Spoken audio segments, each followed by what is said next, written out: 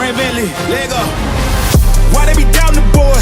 Tell them it's part of the plan. I'm just the underdog feeding them slaps. The gains in the palm of my hand. Whoa, they want me to fail, this is personal. They sleeping on me, this is perjury. You make it, nobody has heard of you. Tell them that the prep the beat for the surgery.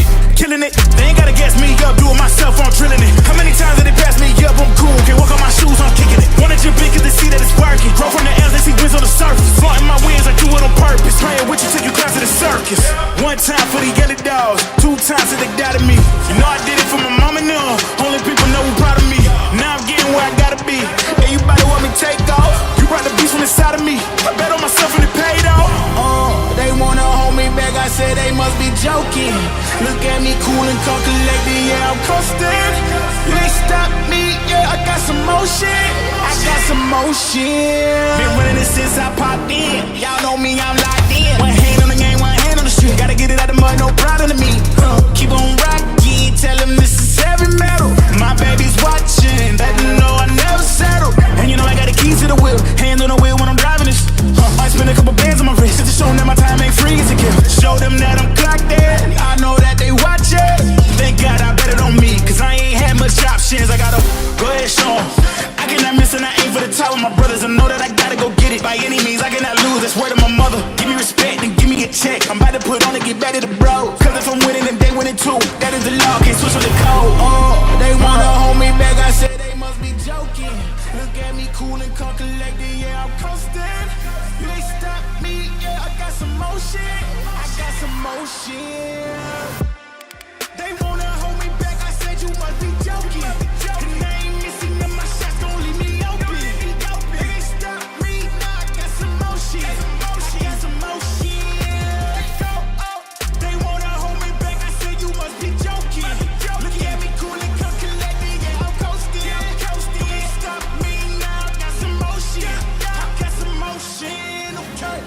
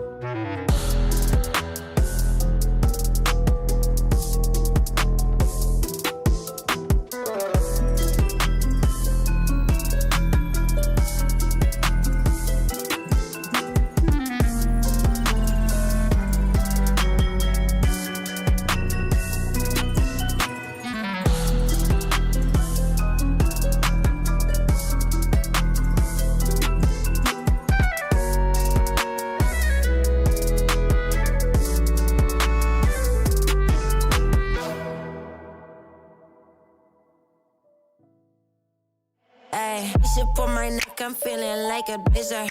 Ain't nobody in my spot, cause I got it reserved. All I know is getting money, then I hit the reverse. Really got it in the bag, every day a new purse. Ay, I don't get in my feelings, I just get in my bag. Ay, call that sneaker tag, what you think you bad? Let them think bad, till I pull up, then it's a rap. I am where it's at, you should know I got it in the bag. Bitch, I'm back. My name. Yeah. What you talking about? Bitch, I'm back. My name. I am where it's at. You should know I got it in the bag. I'm the leader of the pack. Yeah, I'm alpha, baby. Team is on the vert. Ayy, we be going crazy. I just hit the jackpot, Vanguard, baby. See the ice around my neck, got me feeling like little baby. Ain't nothing you can say that could ever match me. I'm a head turner, big earner, get it done. Timmy Turner, snap my fingers, get the burner, turn them into quick learners. Get the turner, put the work in that bar. I am the Birkin.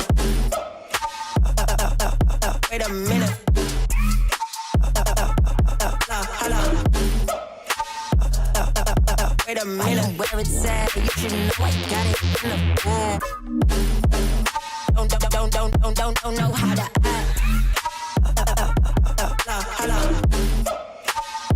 don't know how I am the Birkin.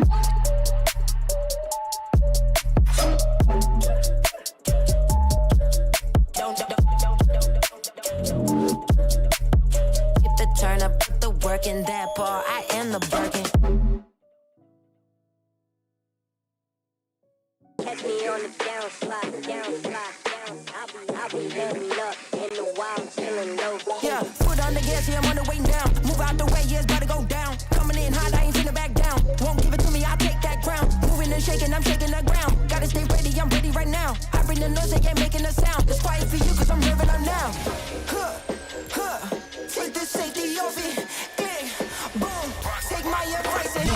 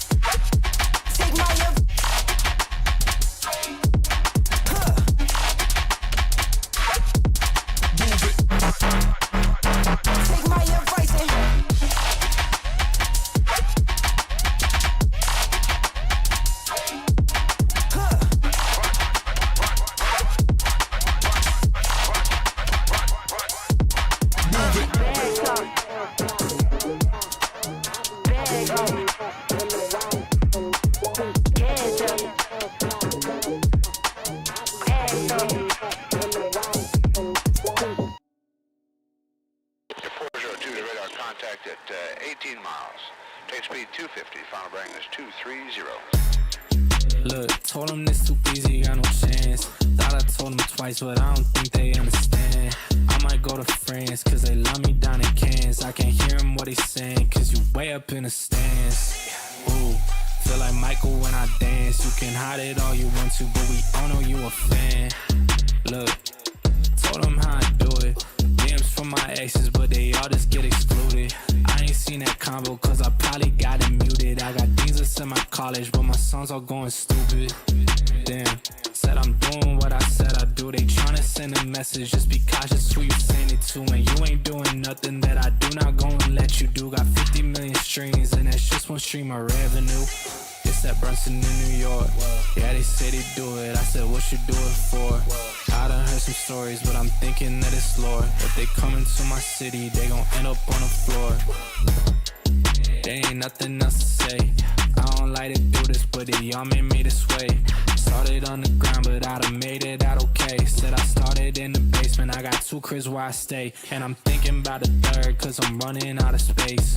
Way I'm shooting now, you would think this NBA. And I told them started talking like they signed an NDA. When I said to me the pre-checks, I ain't talking TSA, dog, I'm for real. If I said I'd do it, then I will. House up in the gates, now I got bills. I was eating free lunches for meals. Now these songs turning into meals.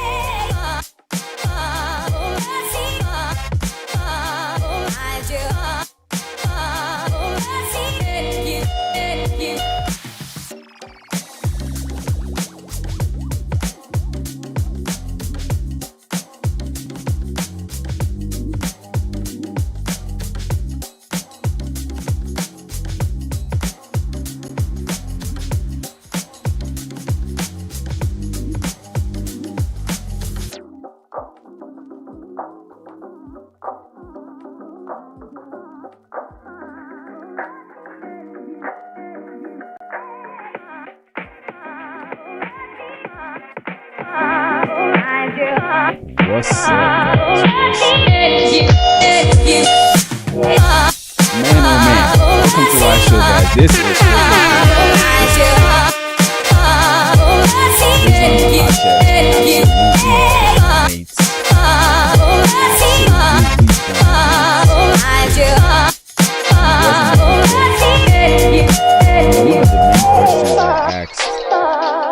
predicting, making picks, making bets. I said it several times. I was like, wait, what are the odds of this fight playing out the same way Hamzat versus DDP played out?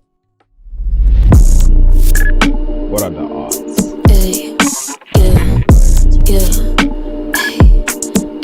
What are the odds Islam would whoop JDM's butt? You know, you got to give JDM respect, you know. Came a long way. I'm not going to lie, like 5 years ago. Okay, not 5 is too long.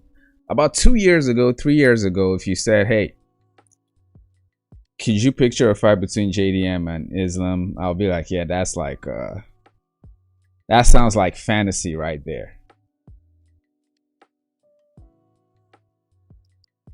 But lo and behold, we got it. All right, let me pull up my notes here, man. This shit, we got a lot to talk about. What's up, guys? Sunny Jane in the building. What's up, Sunny Jane? What up, Teal Kid?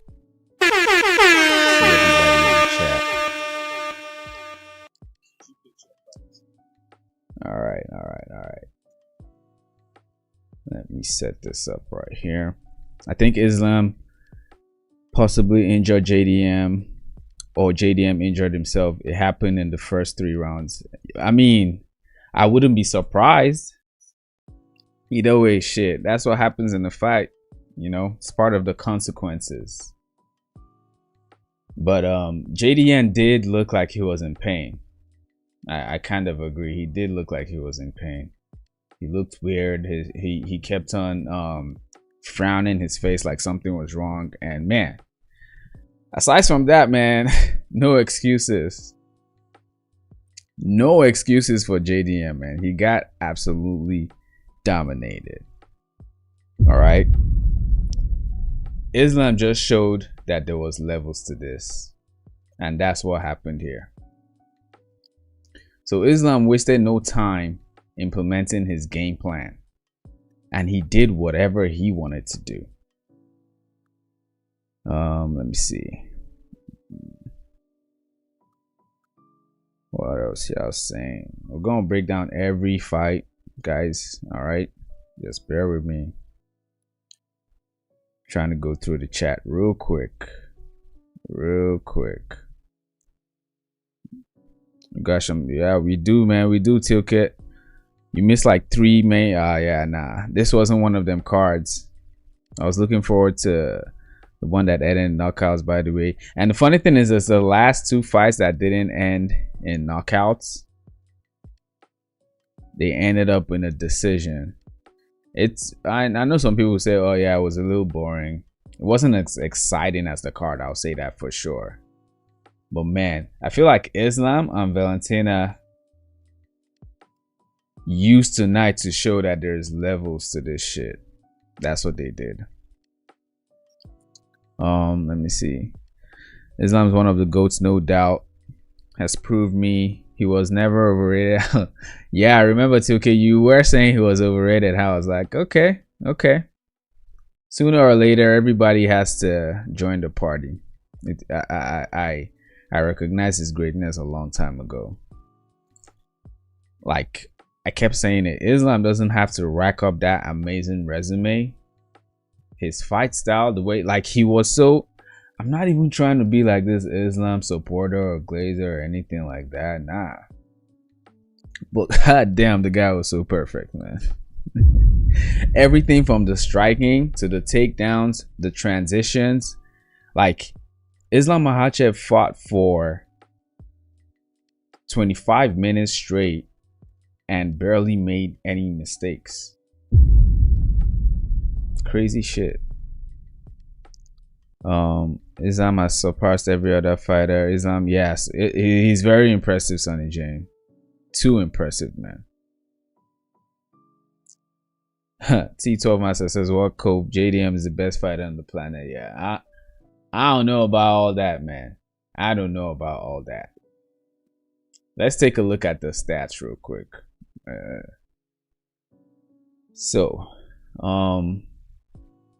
The welterweight division, champion versus champion, Islam Makhachev versus Jack Della Maddalena. I mean, what is there to say about this fight aside from talking about one person? It's hard to break it down while talking about both fighters. Islam wasted no time implementing his game plan. JDM landed some good body shots early, but as soon as Islam shot a single leg, he used his sambo to drag Jack down with ease. And he did it so easily, so effortless. Islam didn't miss any takedown. All right, round 1 and 2, all the way to round 3, he just kept on dominating, and it seemed like he kept on. It was getting easier. The more he was landing those takedowns, the more he was controlling the fight, the easier it got. Islam controlled the grappling, smothering positions, brutal leg calf kicks. I mean, Jack's right leg was wrecked, bruv. And that definitely threw him off his balance and his stance. Islam dominated every minute of the fight, guys. Every minute. Jack landed some nice body shots here and there at the beginning of the fight, you know. But that shit wasn't enough. That shit was not enough. So like I said, Islam, you watch the fight and you can barely point you can barely point out mistakes in his game. Like, I can't say this enough. It's fascinating, you know. 25 minutes. So the question is, oh yeah, has Islam surpassed Khabib? Man, I think so, man. It's more impressive. The resume is more impressive. Khabib was like a brawlish striker with the dominant grappling, and he's the OG of this fight style. But Islam is something else, man. Now, honestly speaking, I don't think Islam Makhachev is gonna go down back to 155. I think he's gonna stay here. The weight cut is just too much to go back and forth. And from the way he performed tonight, he looked like a perfect welterweight. Islam ran through JDM. This loss will definitely teach him a lesson. Oh yeah, for sure. I think JDM will come back. I don't think this is it for him. He's gonna have some nice wins. He's a good fighter, but there's levels to this shit, man. There's levels to this shit. Islam is the GOAT. No one can change my mind anymore. Yeah, hey. So I'm saying, man. #1 pound for pound. They better update that list on Tuesday. Of course you're gonna outstrike a boxer or strike with the threat of the takedown. And that's the thing, you know. The regular analysis, oh yeah, the better striker is JDM. The better wrestler is Islam Makhachev. Islam Makhachev was just a better fighter, period. He was just a better fighter.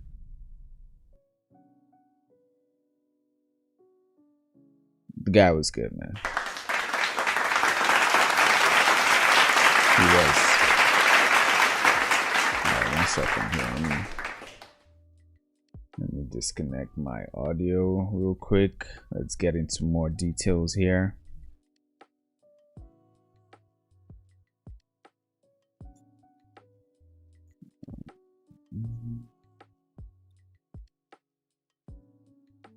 All right, there we go. Okay, so another question, which the fights we're also gonna get into. Islam Makhachev's next fight. Now he's the welterweight champion. Who is he gonna face next? So many good people fought tonight, and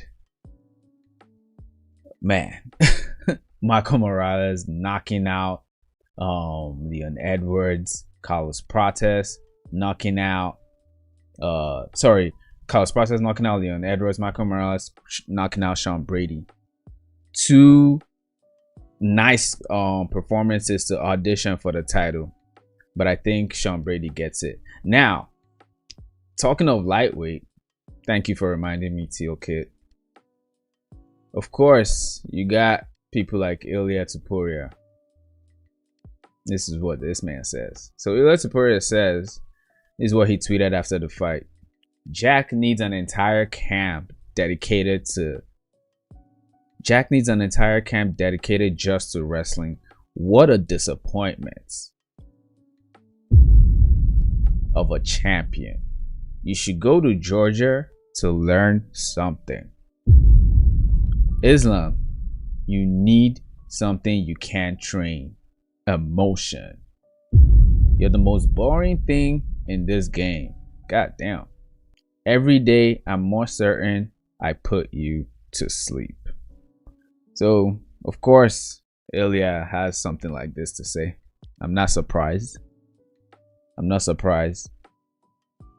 And I think it's obvious now that Ilia Topuria just talks shit. You know, it's not really personal. He talks shit to everyone. He tries to sell everything. He tries to go for the McGregor route, right? Because obviously Islam Makhachev is not boring. I'm curious to know if people are going to have the same whitewash narrative. Oh, is Islam somehow now boring because he dominated JDM for 5 rounds straight and JDM couldn't do shit? Is that gonna be the new narrative to downplay this fantastic performance? I'm curious.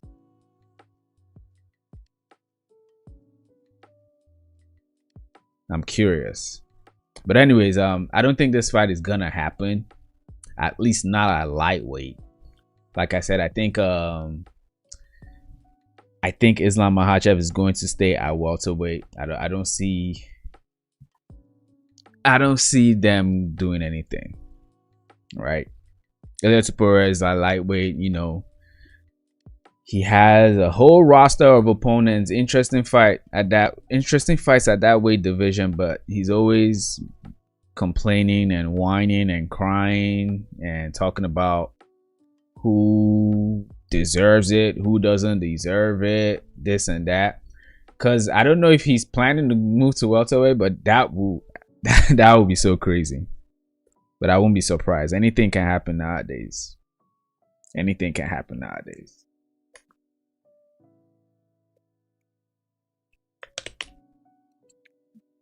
Ilya probably gets ragdolled even worse than Jack. I'm telling you.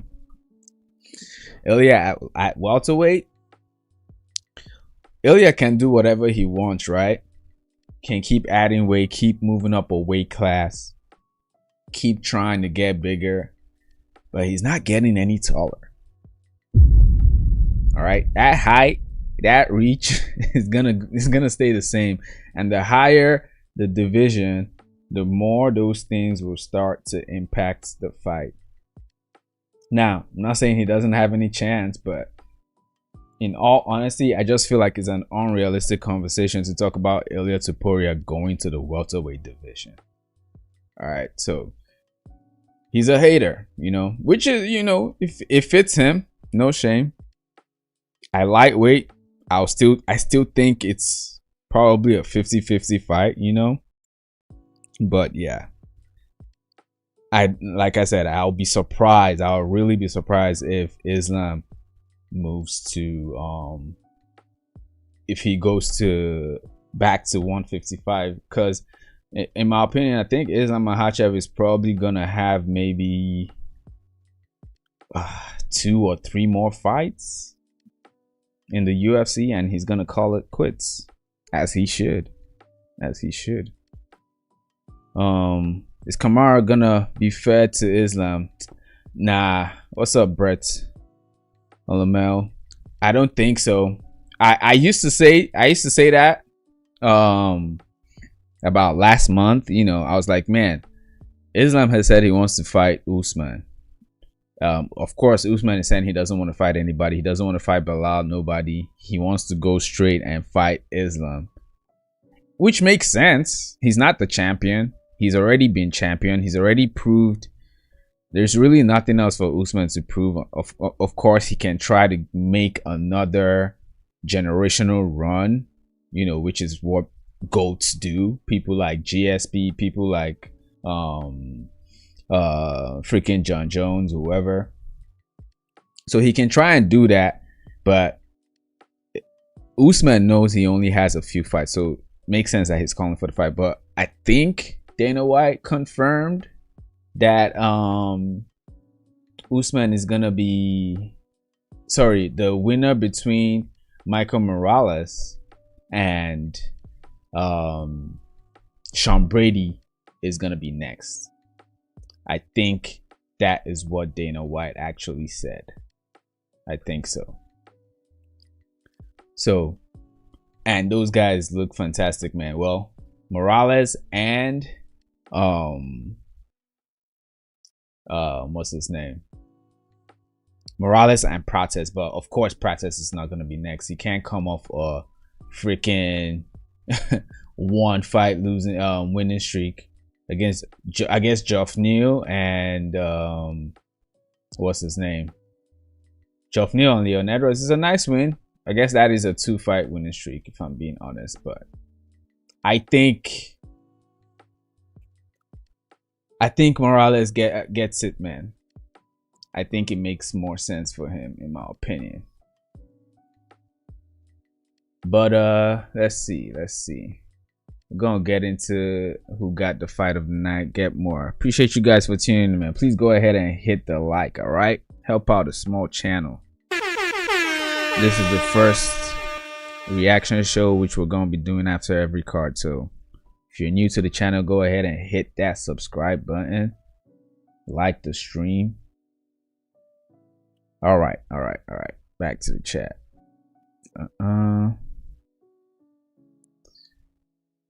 And like I said before, if Makhachev did beat JDM, Ilya isn't beating him. He's for real. Yeah. I still think it's a 50-50 fight, though. I'm not gonna just write Ilya off. I just have different issues with the guy. Ilya actually looked like he entered Khabib level wrestling tonight. Man.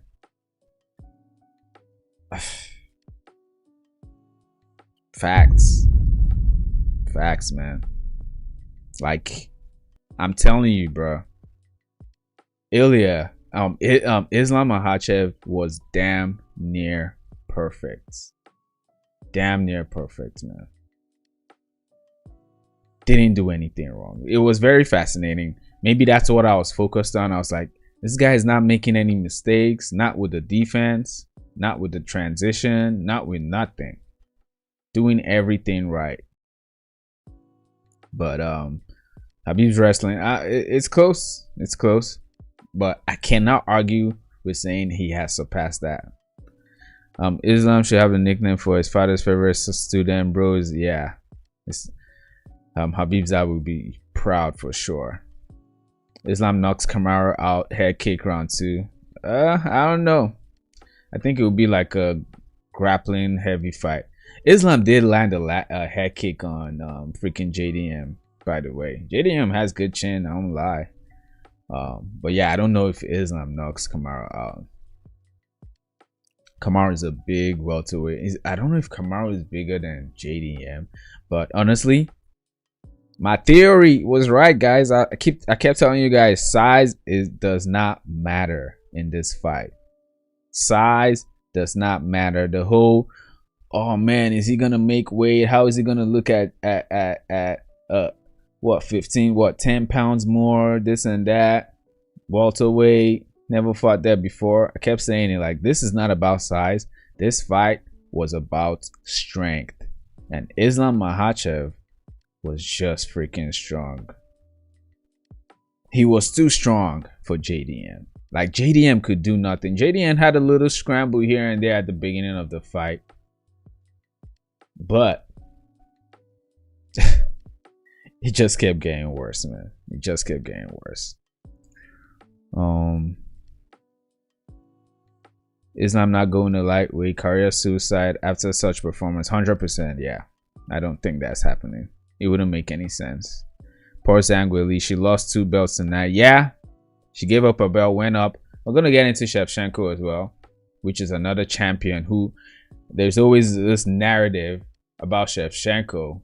Like, man, Shevchenko, she's getting old. That's what everyone always says before every time. For the her last 3 fights or her last 4 fights, the narrative of this woman has been, oh, she's getting old, she's aging out, she's slowing down, and then she just keeps looking better.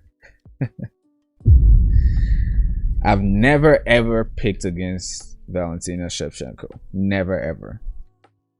Like I don't know why. It's like there's this dilemma that happens. I see a lot of people say things like, because personally I think Amanda Nunes is the greatest female fighter. Shevchenko has a great argument, but I see a lot of people say things like, Shevchenko is actually the greatest female fighter. She beat Nunes twice, but at the same time, the same narrative of her getting older or past her prime or not being able to, you know, fight with the youngins, it happens at the same time. I'm like, do people just forget? She was good. She had the same type of performance, if not more impressive than Islam Makhachev. She was a slight, I don't know if she was a favorite. I cannot remember. Let me see if they still have it here. Yeah, she was a slight favorite, but a lot of people were picking Zhang Weili, and he wasn't even close. Same type of domination as the main event. But Shevchenko did it again. Did it again, man. Shevchenko put on a master class. She dominated every round, showing clear levels above Weili. And it was very clear. It was very, very clear. Sharp, technical, flawless. She looked like a true martial artist. She was in total control. Now, she called out Natalia Silva. Not really called out, but she was, you know, giving compliments to the other females in the division. Natalia Silva. She mentioned Erin Blanchfield and Kayla Harrison. Kayla Harrison called her out earlier. So she enjoys this shit, man. In her interview with Joe Rogan, she was talking about how she's still going on. This is like a lifestyle to her. So she's still here. And I can never pick against this woman, man. She's just so good. So Weili, she probably is gonna move back down. I think she hinted that. Valentina was just too much. All right. Weili's a great fighter. That's how impressive it was. A fantastic fighter, but for her to look that way against Shevchenko, there's levels to this shit, man. The theme of this card is levels. That's the theme of this card. Let's see. Feels good that losers can't go back and call themselves champions after losers. Yeah, well, that's against the rules. That's against reality, right? I can't tell if Islam actually has Habib wrestling out or JDM injury prevented. I mean, we're not sure about JDM's injury, are we? Is that like 100%? I guess I can look into that on stream.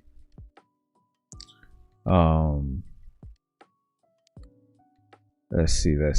Having John Jones in the GO conversation today's time is not. Yeah. I mean, let's not let's not downplay John Jones' legacy. You know, let's not have recency bias. But I'm fine calling Islam the GOAT, man. that's just because I know he's gonna keep fighting like this. I know he's going to keep dominating. Like, I can tell how his career is going to play out. So that's why I'm calling it. I can call him the GOAT, but Jon Jones' legacy, his light heavyweight's legacy is unquestionable. It's when he moved to heavyweight, he just tarnished everything and tarnished his career. But I was trying to look for the significant strikes for Islam versus JDM before we move on. But let me try and get through chat real quick. I had Morales by round 1 or 2 KO. What did he do to? Oh yeah, man, Marlon Morales. Let's go to the next one. Destroyed Sean Brady, bro. Once they touch gloves, I don't know why I didn't see this before. You know, both guys look confident in the freaking face-off and everything, but once they touch gloves, something just told me it was over for Brady, man. I always said this. Now I picked Brady to win. Okay, I was like, you know, his wrestling is just so good. I acknowledge Morales. I was like, man, this guy has hands. He's a good striker. Now his grappling is yet to be tested for real, but I believe he can stand his own from everything he's shown. But bro, once they touch gloves, I knew it was over for Brady. He looked so big. Morales is a big welterweight. I keep saying this. This man is not going to be at welterweight for a long time. He's going to have a lot of fights at welterweight, but eventually he's going to move to another weight class because he was way bigger than and Brady's already like short, right? He's not the tallest fighter at welterweight. So Morales just looked like a giant, man. He looked huge in the octagon. Strong, confident, calm. He knocked out Sean Brady and made it clear. Like, his name should have already been he should have been next in the line for the belt. Guy's a serious threat at 170, man. And I think a fight between Morales and Brady will be very interesting. I think so. Michael Morales stuns Sean Brady with first round KO. And now he's owning the Michael Morales character. Let's see the knockout here. That will do it, and still undefeated, Michael Morales. These young guys are the real deal, man. These young dudes at 170 are next level. Wow. We're gonna show the replay. So just like that, Michael Morales into the top 2 or 3, 19-0 for the 25-year-old Ecuadorian. But yeah, crazy shit. I'm gonna look at the clips after as well on the stream. At welterweight, I don't think Ilya has much of a chance as 55. I favor Ilya. Bro, I don't even favor Islam that much at welterweight. Guys, don't get it twisted, man. Don't get it twisted. Welterweight is still the most stacked division, hands down. Welterweight is still like not only is it the most stacked division, it's the most stacked a division has been in a long time. Like, don't get it twisted. Islam is not that safe. Now I'm still most likely still gonna pick Islam to beat anybody he faces, because I genuinely think he's the #1 pound for pound fighter for real. So of course I'm picking him. But man, shit is not easy. It's so freaking stacked. Let's take a look at welterweight. Let's look at the rankings right here. And welterweight showed itself this night, right? When we look at Michael Morales versus Sean Brady, we're gonna get into Leon Edwards versus Prates. One thing I realized, and of course I think this is obvious, but welterweight is not safe. There's no layoff. There's no easy fights. There's no, hey, let me just get a, what they call it, a rough up, you know. Let me get back real quick. Let me fight someone who's you know, I could get a easy win, get my groove off, and then go back to fighting the elites. You can do that in all the weight classes, but not welterweight. You still got Della Maddalena, got Sean Brady, who just got knocked out. Shevchenko is still there. He's talking of training, coming back. He had an accident earlier this year, but not him, but his family. So he's gonna be back. Leon Edwards is probably done, man. We're gonna get into Leon Edwards. Kamaru Usman still lingering there. Well, you got Gary, still got Buckley. Morales is about to skyrocket in the rankings. You got Prates. You got Bonfim. God damn. God damn. What the hell is Colby Covington doing in this rankings? Why is this guy still here? What's Colby Covington doing here, bro? Get this man out of here. I think I'm gonna make a video talking about the people who are occupying the rankings for nothing. This man hasn't fought. It's been what? It's about to be a year. He hasn't fought, but somehow he's still ranked. But anyways, I digress. Welterweight is stacked, man. There is no easy. I mean, with what Islam did to JDM tonight,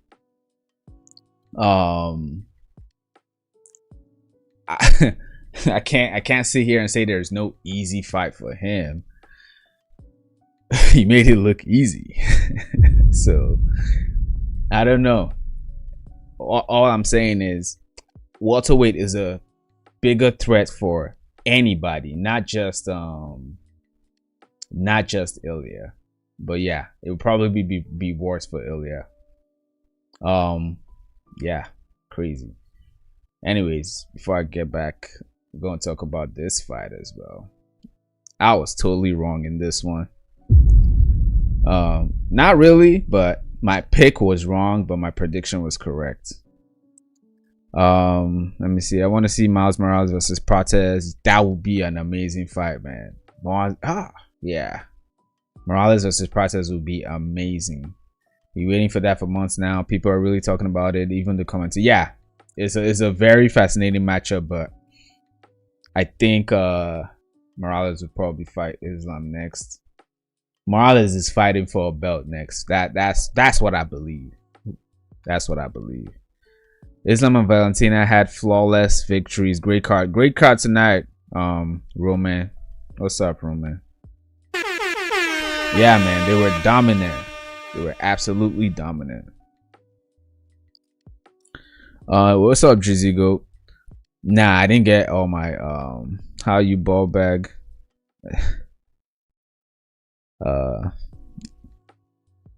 Drizzy Goat always gotta say stupid shit. Elias slumps Islam. That's a silly take. But Ilya could slum anybody. Let me not say that. But I wouldn't count on that. Islam looked bigger than JDM. Crazy. I mean, I made 2 videos about it. I was like, man, this is why I keep saying, guys, in this fight, in Islam versus JDM, size did not matter. It wasn't about size. It was about strength. You know, people were making the same mistake as Canelo versus Crawford. As long as you make weight, it's all fair game. That's what I kept saying. Ain't no weight bullies or whatever you want to say. He was officially a welterweight. He said his strategy. He was taking creatine.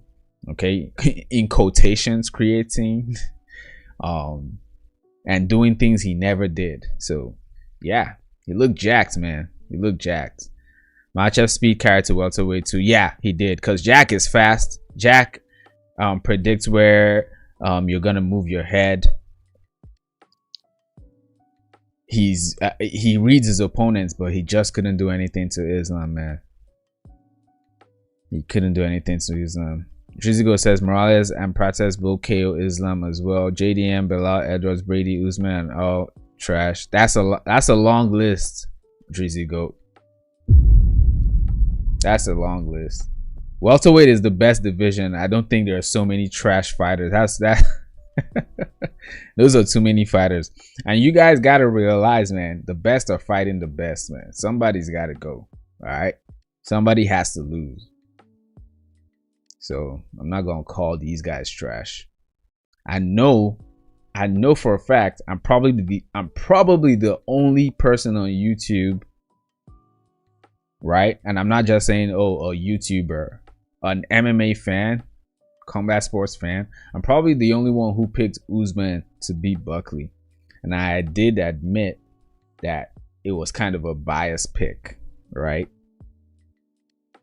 So he shocked everybody and beat Buckley.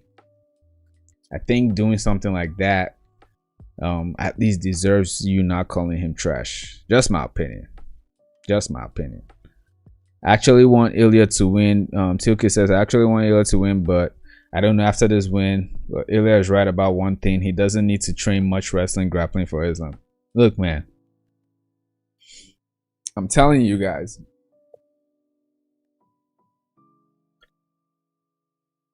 The problem for Islam, he has fantastic sambo, don't get me wrong, but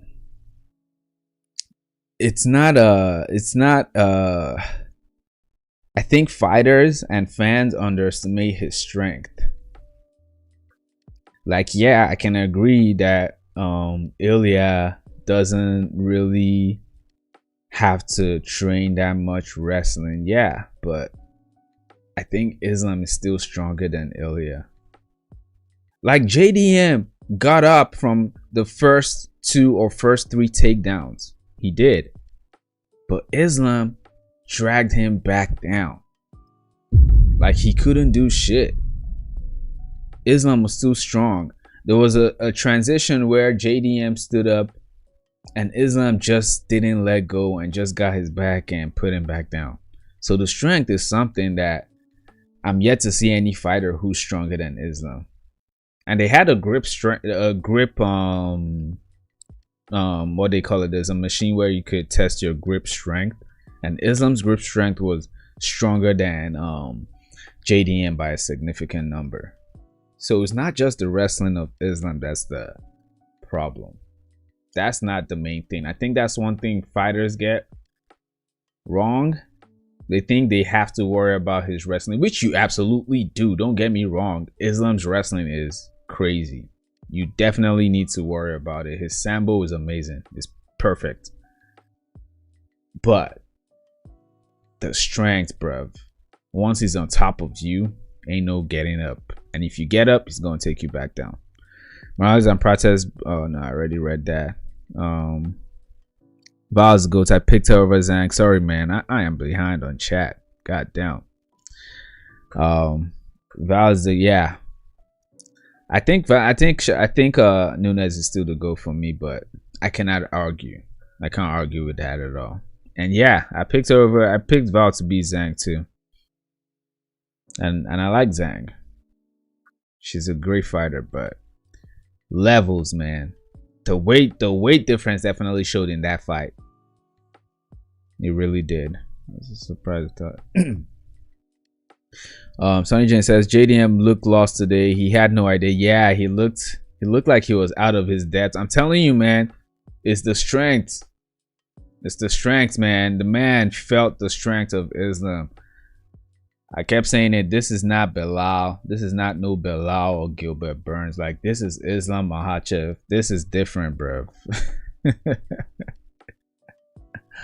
This is not the same, brother. It's not the same. This guy is different.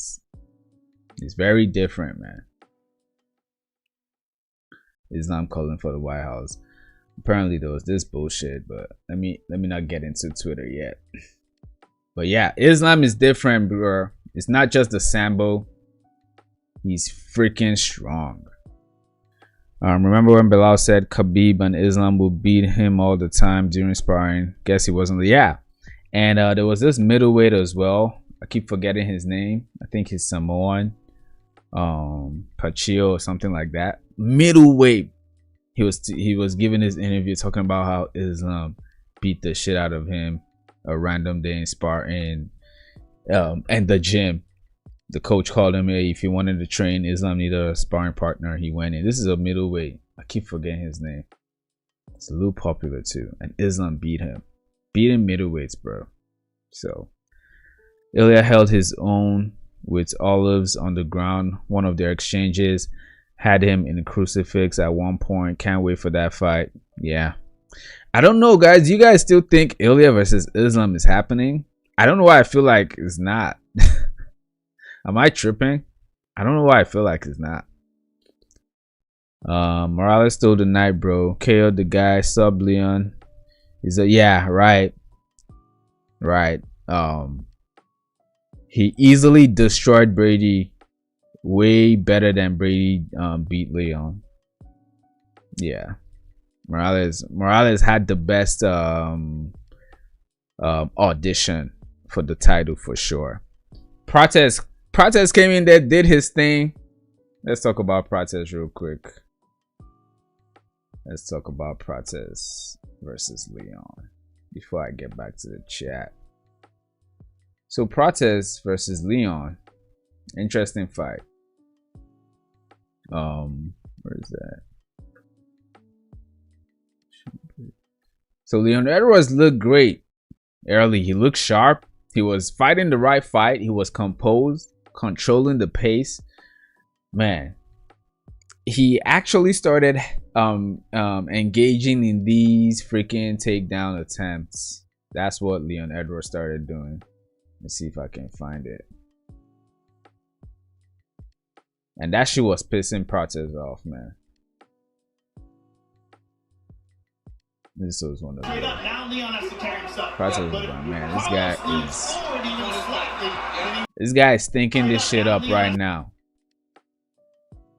But yeah, Leon Edwards looked good, but man, Prates shut all that shit down. Prates had something dangerous in his hands, man. This man, he doesn't even hit that clean. But goddamn, that shit is impactful. This is a knockout here. Bam. One touch. Very precise. Very precise. But yeah, he baited Leon into trash talk, lured him into a sloppy moment, and boom, knockout. Edwards is now on a 3-fight losing streak, man. And the welterweight division is proving once again there's no easy matchups. Even Usman looked stunned. Cage side. Usman was like, whoa, oh shit. God, it ain't me. First person to knock out Leon Edwards. Leon Edwards has never been knocked out.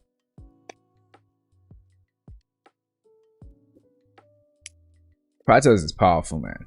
Every strike, it was impactful. It just started building up. And then I think Edwards was trusting his chin maybe a little bit more than he should have. But he threw Edwards out his game for sure. He threw him off his game. But Dan Morales comes in and is like, hold my beer, guys. This guy's trying to take my spot. Trying to take my shine. Hell nah. Hell nah. Whose performance was better? Prates or Leon Edwards? You guys let me know. Who were you more impressed by? So fight of the night. We got performance of the night, of course. Morales versus Morales beating Brady. BSD Benil. Oh, we got to get into this one too for sure. Prates, of course, also got performance of the night. Welterweight. This is the welterweight division. This is the state that we're in.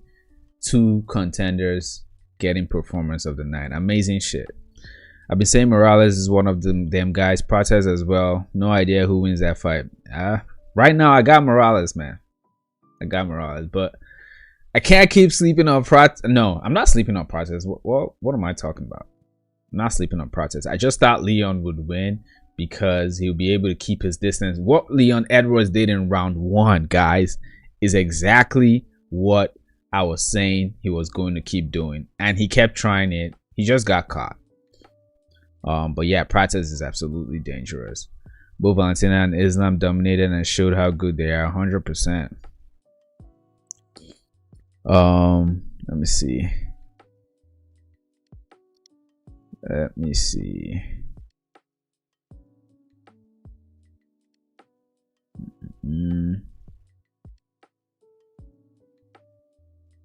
Okay. BSD versus Benil Dariush versus Benoit Saint Denis. God damn. This fight. How long did this fight last? I close the stat. This fight did not last, guys. This was terrible for Benil Dariush. God damn. I picked BSD to win by knockout, but god damn. Benil didn't even know what happened. Didn't know anything, bro. There were barely any stats. I'm trying to see how long the fight lasted. Okay, I think I know where to check. Oh, by the way, Conor Ben did beat Eubank Jr. today. That was amazing to watch. Maybe we can get into that later on. Trying to see how long this fight lasted. Didn't last long at all. So Benil Dariush, 16 seconds, bruv. Fight ended in 16 seconds. Jeez. Crazy shit. Benil Dariush absolutely slumps. BSD absolutely slumps Benil in 16 seconds. Fight didn't last. Benil has found his way to crack the top of the rankings. And I keep saying Benil. BSD has found his way to crack the top of the rankings, and Benil needs to retire. But I think this is the knockout here. Attack on the lead leg by Dariush. And look at how big something is. Got a good leg kick. Ooh, man. Right to the side of the temple. That would do it. Damn. Brutal knockout for Benny Boy, man. I feel bad for him. You should probably call it quits, man. Because I don't know where he goes from here. I said it. I broke it down in my video. I was like, I just feel like Benil's chin is gone. Yeah, he survived Moicano, but let's be real. That's not saying a lot. That's not a brag, you know. So if we look at the lightweight rankings, BSD, he has really improved, right? Having a very nice bounce back. He had a terrible year last year, but this year it's been really nice for BSD. He's having a very good comeback, and it just goes to show that it looks like he was actually fast tracked. So BSD was at 13, Benil Dariush was at 9, and now all of a sudden Benoit Saint Denis is a top 10 lightweight. Okay, what do you guys think is next for Benoit Saint Denis? A lot of people. He will probably face someone like Gamrot. That's a very good matchup. I think that's what's gonna happen. Obviously, maybe not obvious, but or Fraziev. That's a very interesting one. Lightweight is still interesting, man. Still interesting, but welterweight is where it's at right now. But yeah, crazy shit. Next fight, we got Bo Nickal versus Rodolfo Vieira, man. Another surprising, interesting performance. Bo Nickal also got performance of the night. Got a third round head kick. Now, nice bounce back from his loss against RDR. Very good bounce back for Bo Nickal.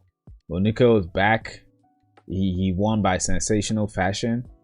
Stunned Vieira with a clean head kick, proving he's not just a wrestler. A huge statement win and a reminder why he was hyped in the first place. Because he did show that he has hands in Contender Series. It's not the first time he's knocking someone out. I think he has a knockout already in the UFC. Did a good job, man. Did a good job. Next, Roman Kopylov versus Gregory Rodriguez, man. This was a fun fight. Wow. Broke my parlay. I didn't think this would go the distance, but it did. Tough fight for both guys, but RoboCop, man, he's something else. I kept saying this, man. I know some people are like, nah, gotta go with Kopylov. But I was like, RoboCop in a 3-round fight, I trust that guy. But yeah, this was an excellent middleweight scrap. Kopylov looked sharp, but Gregory RoboCop Rodriguez was simply too strong, too technical, too precise. Once RoboCop found his rhythm, the momentum flipped and stayed with him until the end, and that was it. That was it. Then we got Erin Blanchfield. This was such a good card. Such an amazing card, man. So many entertaining fights. I'll give this card a solid 9 over 10. A solid 9 over 10. Round 1 was surprising in this fight. Blanchfield didn't attempt a takedown, like not one, choosing to strike, and that gave Cortez room to work. She had sharp counters, clean shots. She was clearly the better boxer, right, Cortez? But in round 2, Blanchfield finally leaned on what she does best. She got it to the ground, secured a beautiful submission for the finish. Weird start, but trademark Blanchfield ending. She got that shit to the ground, and that was it. That was it. But yeah. Just like I said. And the worst upset, the parlay destroyer, disappointing, annoying, sad.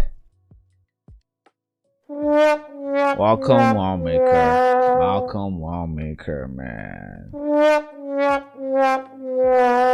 I don't blame him though. It turns out Ethan Ewing is just freaking goddamn good. This was a surprising fight. I think Wellmaker was one of the biggest favorites because he was already a favorite against the guy he was supposed to face, but it was a last minute switch up. They couldn't go. I forgot what happened. It was something on the other guy's end. But I did not expect this guy to be this good. But very good performance from Ewing right here, man. Wellmaker looked good early, clean shots, good exchanges, but he had good tempo, but he has this issue of wanting to be the counter striker. Ewing was short notice, had way better technique and cardio. After a fun back and forth battle, Wellmaker lost in a pretty embarrassing fashion. If I'm being honest, Ewing just outclassed him down to the stretch. And that's it for that. He'll probably bounce back. He'll probably learn from that. And it looks like Ewing may be just that good of a fighter who got a good opportunity. Kaldakas knocks out GM3, so impressive. Kyle looks like a new fighter, man. Looks like a new fighter. Showed sharp step ups, patience, then brutally submitted GM3. He knocked him down first and then went for the choke. It's rare to say someone reinvented themselves and mean it, but Dakas really did, man. I'm impressed. Strong performance. Then Pat Sabatini beats Chepe Marisco. Was kind of one-sided. Fatima Klein destroys Angela Lee, but didn't really finish her, but she beat the hell out of her. And Susukaev knocks out Mikino easy. And yeah, this fight was a decision. But yeah, crazy night, man. Crazy freaking card. All right, let me get back to the chat. Let's get back to the chat. Let's reload this shit. See what people are saying. I'm gonna be reading in chat, but let's see what Uncle Dana got to say.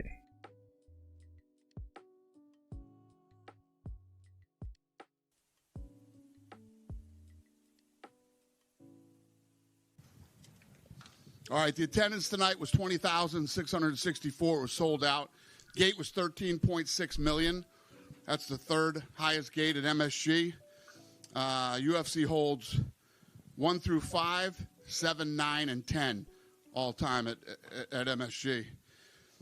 2 more years will be the top 10, all 10 of the top 10. The performance of the nights were Nickel, BSD, Prates, and Morales. They all won 50 grand. Well, Dana, in the end, a much more dominant fight for Islam than maybe we thought. I thought maybe it was going to be a bit more 50-50. I agreed with you.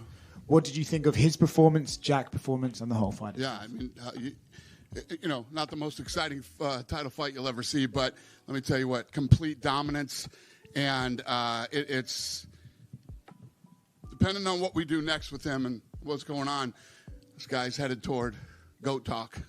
Right, and that's the thing, right? What exactly do you do next with him? It's no surprise there's a lot of guys who want to fight him. Kamaru Usman, Shavkat, Ilia Topuria is calling him out. Is the Ilia fight, that's obviously the biggest fight, right? But is that one you would like to look at, or would you rather keep Ilia at 55 and make him defend that championship at least? I don't know yet. You know, obviously the great thing that you just laid out is we have a lot of options. Yeah. And it depends on what he wants to do. Has he been through here yet? Islam, no. No. So does he want to stay at 170? Is he interested in 155? Is he, you know, I don't know. I don't know any of those questions. You know what I mean? Answers. Yeah, I'm getting the sense we're going to hear the words White House quite a lot from fighters over the next few months. Islam is already calling for. 2K said, if you know, rewatch those 3 fights, missed out KO. Yeah, you need to, man. You need to. Fantastic performances. Like I said, 9 over 10. It's so funny. You could have actually missed the co-main and main event. But yeah. Everything else, if you missed anything, you need to go back and watch it. I picked Copy, by the way. Someone said Robo is a bad Pereira. I picked Aaron Brady. Okay. I think no, but you picked Kopylov, right? Toolkit. You did say you're going with Kopylov. That's what I remember. But it was close. But yeah, I knew RoboCop was gonna get it done, man. I thought he was gonna get a finish, but Kopylov was good. He was slick. But yeah, like I said, RoboCop was just he was just stronger, man. He was just too strong. But yeah, let me rewind this. I want to see what Dana's opinion is for Islam. I'm not surprised that Dana White doesn't really want Prates versus Morales. As fascinating as that matchup is, I'm not really like, I don't think that makes the most sense.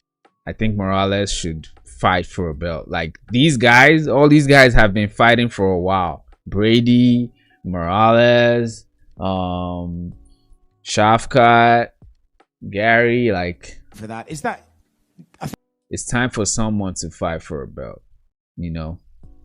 JDM was the first. It's time to start rotating. Now he lost it, man, and it's so complicated because I would like to say, man, the dominant era in the UFC is done, but Islam might just be proving me wrong. Islam and freaking Merab. Although I'm kind of worried about Merab because there's this trend of, you know, activity being your downfall. And if you ask me right now, I think Merab is too active. But I'm just saying that because of what happened to RDR and who else did they happen to? It happened to a bunch of people. But Islam he might be making sure that the dominant era still exists in the UFC. They all won 50 grand. Well, Dana, in the end, a much more dominant fight for Islam than maybe we thought. I thought maybe it was going to be a bit more 50-50. I agreed with you.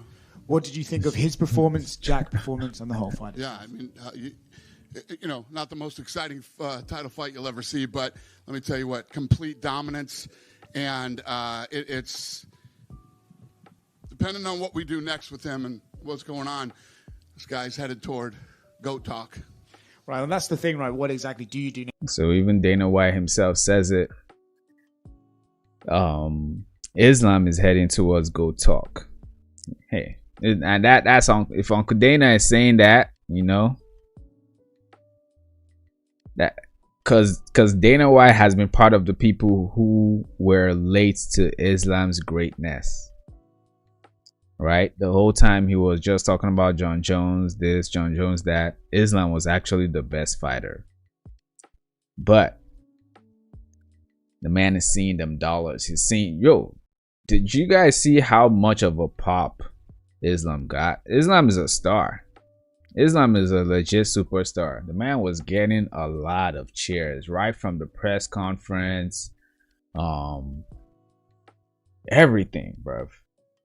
This is Shafkat's tweet. Congratulations to Islam. Excellent performance. But the real challenge at 170 is still me. All right.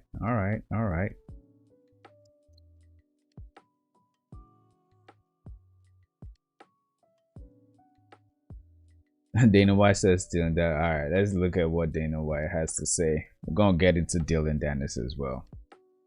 Next to him, it's no surprise there's a lot of guys who want to fight him. Kamaru Usman, Shavkat, Ilia Topuria is calling him out. Is the Ilia fight, that's obviously the biggest fight, right? But is that one you would like to look at, or would you rather keep Ilia at 55 and make him defend that championship at least? I don't know yet. You know, obviously the great thing that you just laid out is we have a lot of options. Yeah. And it depends on what he wants to do. Has he been through here yet? Islam, no. No. So does he want to stay at 170? Is he interested in 155? Is he, you know, I don't know. I don't know any of those questions. You know what I mean? Answers. Yeah, I'm getting the sense we're going to hear the words White House quite a lot from fighters over the next few months.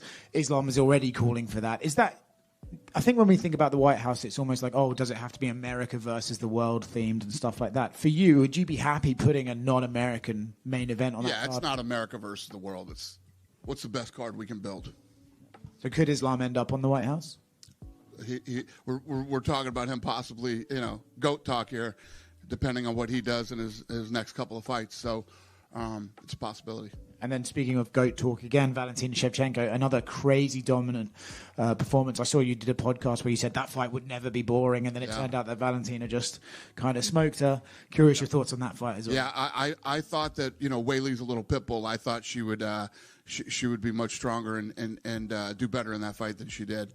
One of my buddies texted me after the fight and said, "This is why we have weight classes."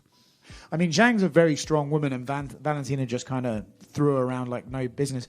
Would you be interested in Valentina maybe moving back to 135 to try and test herself, or are you okay with her making those calls? I don't know. I'm not even thinking about that kind of shit. Okay.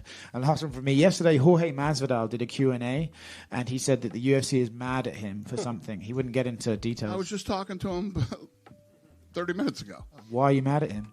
I have no idea. I didn't know I was. Okay, cool. We're definitely not mad at him. He wants to come back and fight at the White House. I got no problem. I have no problem with him. Right here. The rest of the main card, a couple of star-making performances in Mike Morales and Carlos Prates. I know you guys have always been high on Carlos, but to put away Leon like that and you know, calling himself the most entertaining fighter in the division, just what did you make of his kind of, you know, like I said, star-making performance out there? Yeah, I mean, listen, when you get these kind of opportunities, you know, like Ewing tonight, I mean, when you get an opportunity, you come to make the most of it. And there was a lot of that on the card tonight. Well, I was going to ask about Ewing, but I'll ask now. You know, he laid out his last 48 hours. He got the call, caught a plane at 11, got to New York at 7:30, stepped on the scale at 9 a.m., said he's always going to be ready and just wants the rocket now. So I guess those last 48 hours have to be one of the most wildest ones for you guys. Yeah, it's incredible. I mean, definitely for him. You know, when he came to the weigh-ins yesterday, I was like, hey, man, you know, much respect. What an incredible opportunity for you. And no matter what happens tomorrow night, I'm going to be sending you something in the mail. And, you know, I love these guys. It's like the guys that are just coming off the contender. I mean, you got Jack Della, who tonight was the champion, defending against a potential GOAT. And then you got the other guys that were on the card tonight, and then throwing a kid like Ewing, it's awesome. It's what makes this sport so fun. And then speaking of Michael Morales, not just his performance today, but kind of all week at the press conference, he kind of came off as a superstar. He got most of the questions. He's had the longest media day. There's a ton of Ecuadorian media here specifically for him. So you've got to see money with him. Yeah. Listen, he's obviously incredible. He's 19-0. He's cool as hell, and yeah, he's got it all. You can check all the boxes with that kid. And then just last one for me, a reaction to Bo Nichols' head kick knockout and then getting on the cage and giving the double birds to the New York crowd. Yeah. Oh, I didn't see that. Oh, yeah, I did see that. What was that about? I was in the back. Were they booing him or something? He said he was, quote, standing up for myself. If you're going to give me grief, I'm going to give it back to you. No. I don't give a shit. I mean, that's yeah. I hear you. I just didn't know why he was flipping him off. I don't know if they were booing him or what was going on. He's had a rough week. Well, that's a hell of a way to end it. Dana, you were obviously here for Anderson Silva's incredible run in the UFC. Islam Makhachev ties his record for 16 consecutive wins. Like, such crazy things can happen in the sport. Eye pokes, disqualifications, stuff like that. How remarkable is what he's done, matching that record 12 years after Anderson's streak ended? Yeah, so I was like, Habib came up to me, freaking out and screaming and says, "Can I put the belts on him, please?" And I said, "Yeah." He goes over there and wraps him over the head with both the belts. I think he took more damage in getting his belts than he did during the fight. And I was saying to Habib, I've been in the fight business since I was 20 years old, and all I ever hear is, this guy's going to be a world champion, this guy's going to do this guy's going to do that. Everybody says the same thing, and almost nobody ever does or makes it. His father said, Habib will go in and dominate, and he'll have a run, and when he's done, and then Islam will come in behind him and do the same. And, holy shit, it played out exactly the way his father said, which is pretty amazing. I don't know what you asked me, but I hope I answered your question. No, it's just his winning streak matching Anderson Silva's record. But yeah. Yeah, I mean, everything that this kid's accomplished, and to move up and weight and say what you want about Jack and the odds, the odds makers had him a big. I didn't. I thought that fight was going to be much, much tougher for Islam. And Jack's a tough kid and gritty. And he beat Bilal, and Bilal's a nightmare for a lot of people. I thought it was going to be a lot closer than it was. So hats off to Islam for dominating. How much of a say will he get in who he wants to fight out of all these guys? Pre-fight, he was saying, like, Kamaru Usman's the greatest welterweight, the biggest name. I think he wants that as, like, a legacy kind of fight. Maybe, like, John won with Stipe or something. It's a great problem to have. You know what I mean? It's like there's so many, like, when he started, he was walking through Shavkat and Usman and, Ilya, and the list goes on and on. It's a great problem to have, especially when you start talking about this kid is a couple fights away from possible GOAT talk. And I know this. I like how Dana White is. He's really doing a good job in not trying to be baited and answering in who he thinks is next to fight Islam. He's doing a good job because, like I said, it's stacked, man. It's hard to pick one person, right? It's hard to pick one person to say this is a clear contender. But in my opinion, it's gonna end up being Morales. I think he showed out tonight, and I think that's the most fascinating matchup, in my opinion. Ilya, Islam, still a lot of questions for that, man. Is it going to be a lightweight? I really, like I said over and over again, I don't see Islam going back down to 155, and it's just not realistic, in my opinion, to imagine Ilya going to freaking welterweight. That's crazy. That's crazy. This is the fight game. Crazy stuff happens all the time, especially behind the scenes. But I was right there on press row when that crazy brawl broke out with Dylan Dennis and the member of Habib's team and stuff. Can you just tell us how disappointed you were to see that and any insight into the fallout? I blame myself for that, actually. They came back and told me right before I walked out for the main card that Dylan Dennis was here and he was moving around, sitting in fighter seats and not sitting in his own seat that he had. He had a ticket. And they said, "Do you want us to throw him out of here?" And I said, "He has a ticket?" And I said, "Yeah." And, they told me, they said, Masvidal said he's going to fuck him up on site. And I said, "Well, where's Masvidal sitting?" He said, "Well, he's 6 or 7 rows away from Masvidal." I said, "Well, if the guy has a ticket, let him sit in his seat and let him do what he's doing and keep an eye on him." It never even crossed my mind, as stupid as this could be, that the entire Muslim Brotherhood was here tonight in the first 5 rows for Islam. And as soon as it broke out, I was over on the other side, and I go, fuck. I know exactly what that is. I knew it. And, yeah. You will never see Dylan Dennis at a UFC fight ever again. Yeah, I was going to say, he's won. God damn. Dylan Dennis has been banned from the UFC.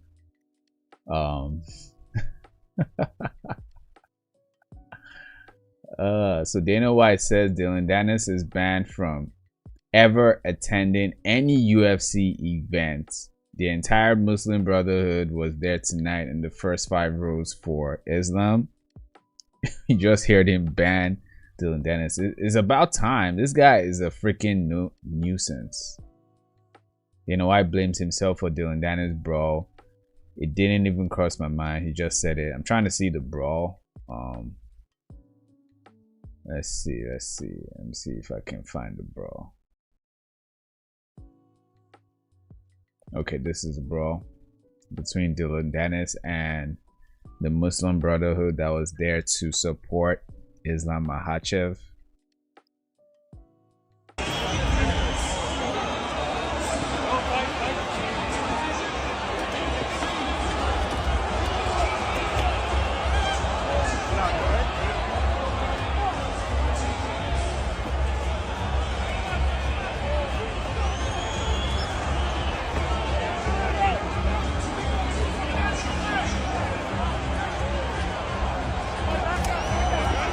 Yeah, went on for a while, huh?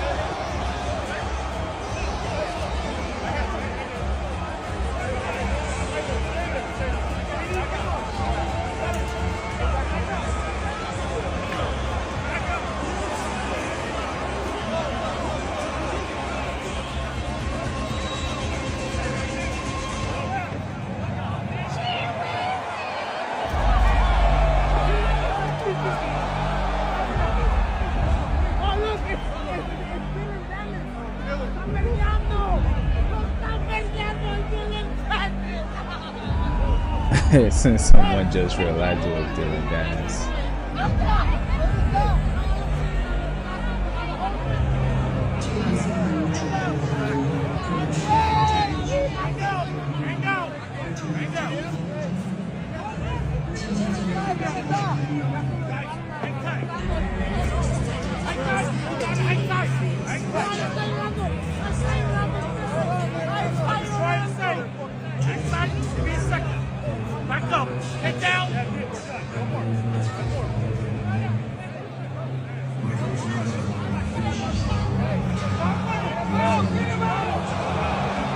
God damn.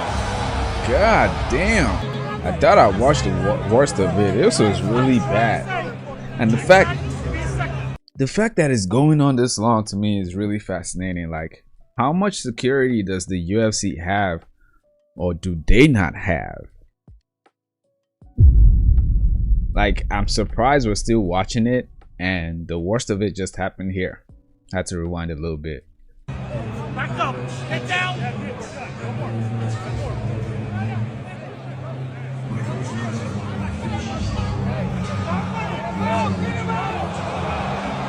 Damn. Oof. That looked like it hurt.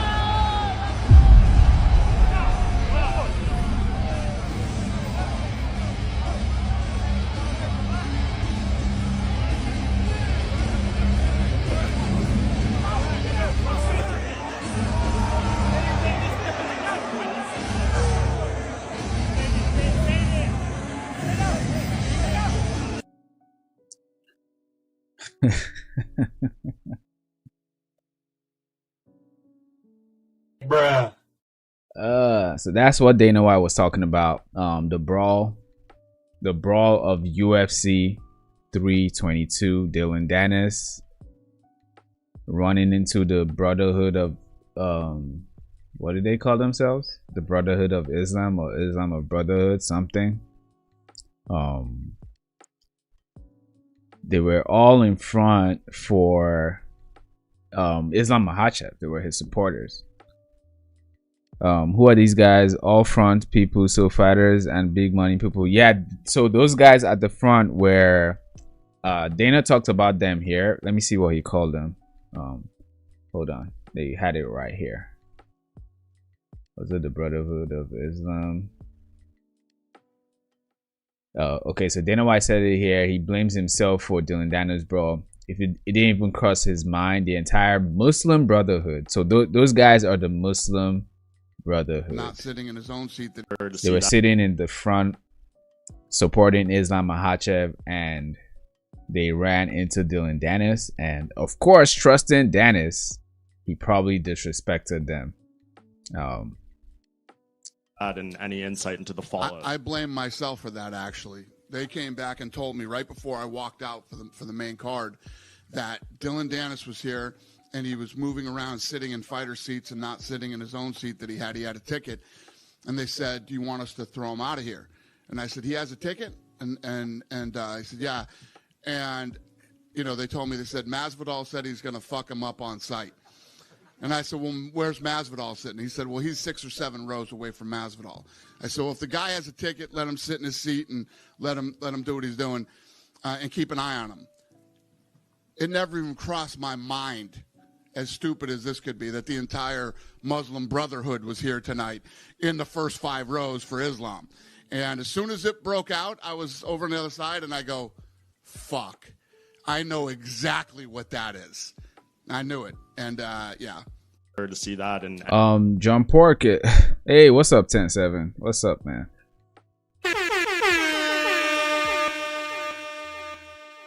How did you do with your picks, man? Masvidal would have slept. Oh yeah, for sure. Masvidal would have slept in easy, man. What are we talking about? I don't think Dylan Dennis would even say anything to Masvidal. I mean, who knows? The guy is pretty stupid. He's pretty crazy. He's that dumb to like say shit. Cause I'm very sure. I know we're gonna get information on the brawl later on, but I'm very sure Dennis said something wild, right? Those guys, I mean, I might be wrong, but they don't come off as guys who instigate and start stuff, right? So my money is on Dennis says some bullshit. But John Pork is he's actually, his name is not John Pork. He's Islam Makhachev's, he's a fighter in Islam Makhachev's camp, I think, and Islam made a joke about him and it just went viral, and now everybody goes to his Instagram to spam comment John Pork because Islam called him John Pork. It's a whole thing because his face kind of sort of looks like a pork, like a pig. With all due respect, that wasn't, I didn't mean to be disrespectful, but that was the joke. Of course, Dennis disrespected them in some way. Oh yeah, for sure. I wouldn't put him past him. Abubakar and Dilla got arrested. I didn't know anybody got arrested. Let's see what else Dana White says. I know exactly what that is. I knew it. And yeah, you will never see Dylan Dennis at a UFC fight ever again. Yeah. I was gonna say he's wanted badly to come in this company, and he said you guys don't want to sign him because he makes too much trouble. I guess point made.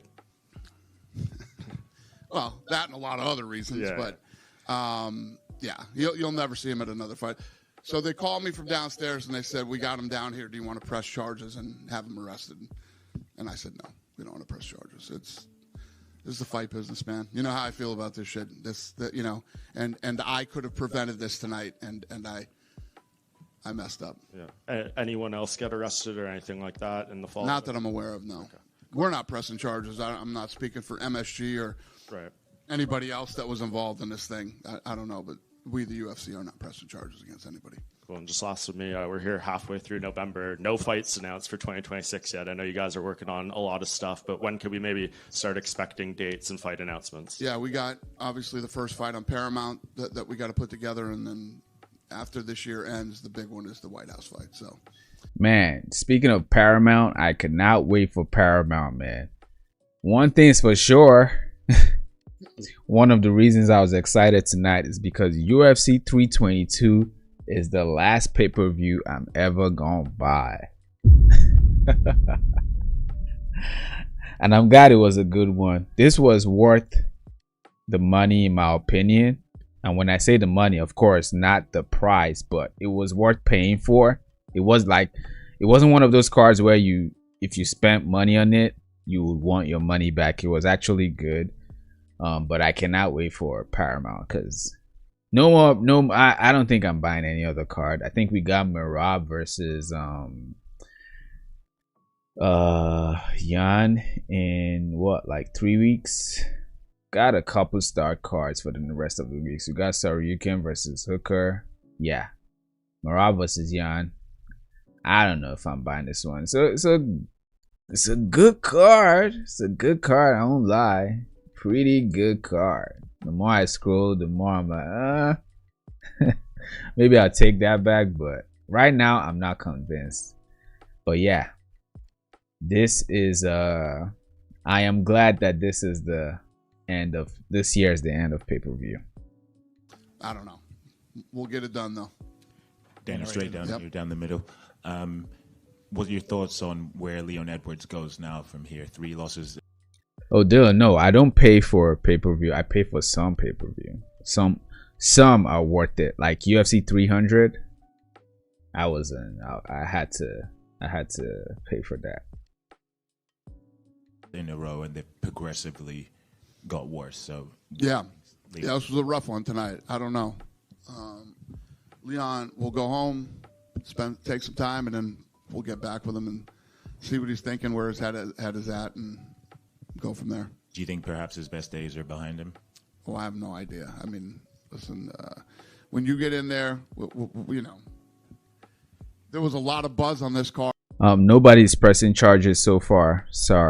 Prates' son. That's what Dana says, at least from what he knows. Dana White said he's not pressing charges. He can't speak for MSG, the stadium. But someone said Dylan Dennis and someone else was arrested. But I'm going to look into that. I'm not sure how true that is. But so far, don't think anyone is pressing charges. Yeah, 10-7. I don't know if I'm going to buy 323. I'm not sure. I don't know. And you were 10 for your picks. All right, that's good, man. But yeah, I might buy it. It's 50-50 right now. But for example, I knew I was going to buy 322 since the first time it was announced, you know. But 323, I'm still like, there's a possibility I might just go out and watch it out or something. CMC. Dylan Dennis wants Habib arrested. That's not hard. You know why? Because every one of these fights was badass tonight. That's why. And you know, anything can happen when you get in there and start mixing it up with the best in the world. So. Fair enough. And final one from me. A few weeks removed from UFC 321, which had the unfortunate eye poke of Tom Aspinall. I'm curious, have you spoken to Tom in recent weeks, and is there any update on him? There's no update. You know, what he needs to do is stay home, get well, stay off the internet, and start training and get ready to come back. All right. Thank you. Thanks. Why did Dana say it like that? They just asked Dana White about Tom Aspinall, any update. Like, bruh, your heavyweight champion got eye poked, all right? And he's been wearing an eye patch, or, you know. So the regular question, why is he like, oh yeah, he just needs to stay home, get well, which is good, you know. And then he had to throw in stay off the internet. That felt a little felt like shots fired. Good card. The title fights were duds, though, unfortunately. I know, man. That's what I was saying that when I was breaking it down earlier.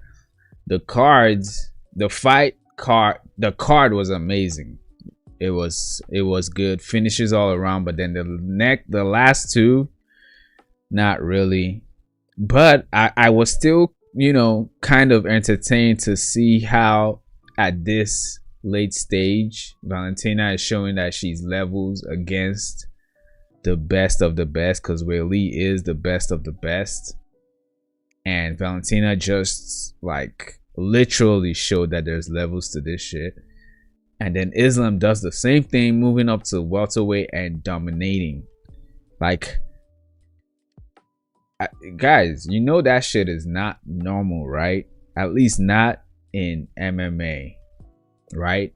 Moving up a weight class and winning is a big enough deal. But then dominating the way Islam Makhachev dominated, man. You gotta appreciate that shit. especially if before this fight you sat down and said, hey, this fight was 50-50. JDM can win this way. He's better on the feet, you know. And then Islam does what he did, bruh. It was impressive, man. Not that entertaining of a fight, but definitely an impressive performance. Dana hates Aspinall. Yeah, he does, man. He does. Like, bruh, this is your heavyweight champion. Why are you acting like it's not a legit question wanting to know how he's doing? Gane beats Aspinall in a rematch. I don't know, man. I think a lot of people, I don't want to take anything away from Cyril Gane, but he did good. He did amazing. He looked good. I gave him that round for sure. He was winning that round, but I feel like people are acting like it was one-sided. That round was in no way one-sided. All right, it was a very close round between Cyril Gane and Tom Aspinall. I don't get why people act like it was one-sided. I guess Gane shocked everybody, but if you watch Cyril Gane's fight, you would know that he mostly wins the first round. Even in his fight against John Jones, he was winning that round until John Jones ended it. That's what he does. So I'm not gonna switch and then say all of a sudden Gane beats Aspinall because he was looking good at the beginning of the fight. Now I've also said Aspinall just he's been having so many amazing finishes. We don't know how he looks with his cardio. That is something we are yet to see, you know. So there's a possibility Gane was definitely gonna win that fight, but I'm just gonna say I'm not taking as much data from that, you know, a few minutes of both of them to then say, oh yeah, Gane is gonna win. You know, I think people are kind of exaggerating what went on in those few minutes, in my opinion, but I can see why that would happen. Tuki says, I watched the 3 fights I missed. Morales, okay, you went back and watched it? Yeah. Crazy card, man. 15 pounds is crazy. It is crazy, man. It is crazy, bro. Going up 15 pounds and then dominating the champion like that. Is there anything to even critique of this guy, of Islam Makhachev? Like, is there anything? Like, the guy was so goddamn perfect. Like, I'm not even an Islam. I'm trying my best not to come off as this Islam fanatic, but I can't help but appreciate the performance, the pure performance of mixed martial arts that this guy displays. It's so freaking impressive, man. Against different types of opponents, he literally has different types of game plans. He didn't stand and trade a lot the way he did against Poirier, which was very smart. He used his strength. Crazy shit. Valentina, I called the Valentina fight perfectly. Valentina by wrestle fuck the shit. That's what I was saying, man. I knew Islam would do that. Thought he would find the red neck show. Yeah, I did pick Islam to win 10-7. I picked Islam to win by a third round submission. Yeah. And I think he only attempted a rear naked choke once, and that was it. That was it. At the end, he almost got the Dariush short. Yeah, he tried several things. My opinion still stands. Morales is the boxer. Prates is the striker. Yeah, I mean, the question is who has more power, because both guys can take each other out, man. That's why that fight is very interesting. Dana, over here. Yep. You mentioned Islam as a potential GOAT, so I was wondering, how do you think the pound for pound ranking is going to look like next Monday? What do I think the pound for pound is going to look like? Yeah. I think Islam's going to be number 1. That's what I think. And if you, but it's not up to me. It's up to you guys. You guys are the guys voting on that shit, not me. Islam number 1 pound for pound for sure. For sure.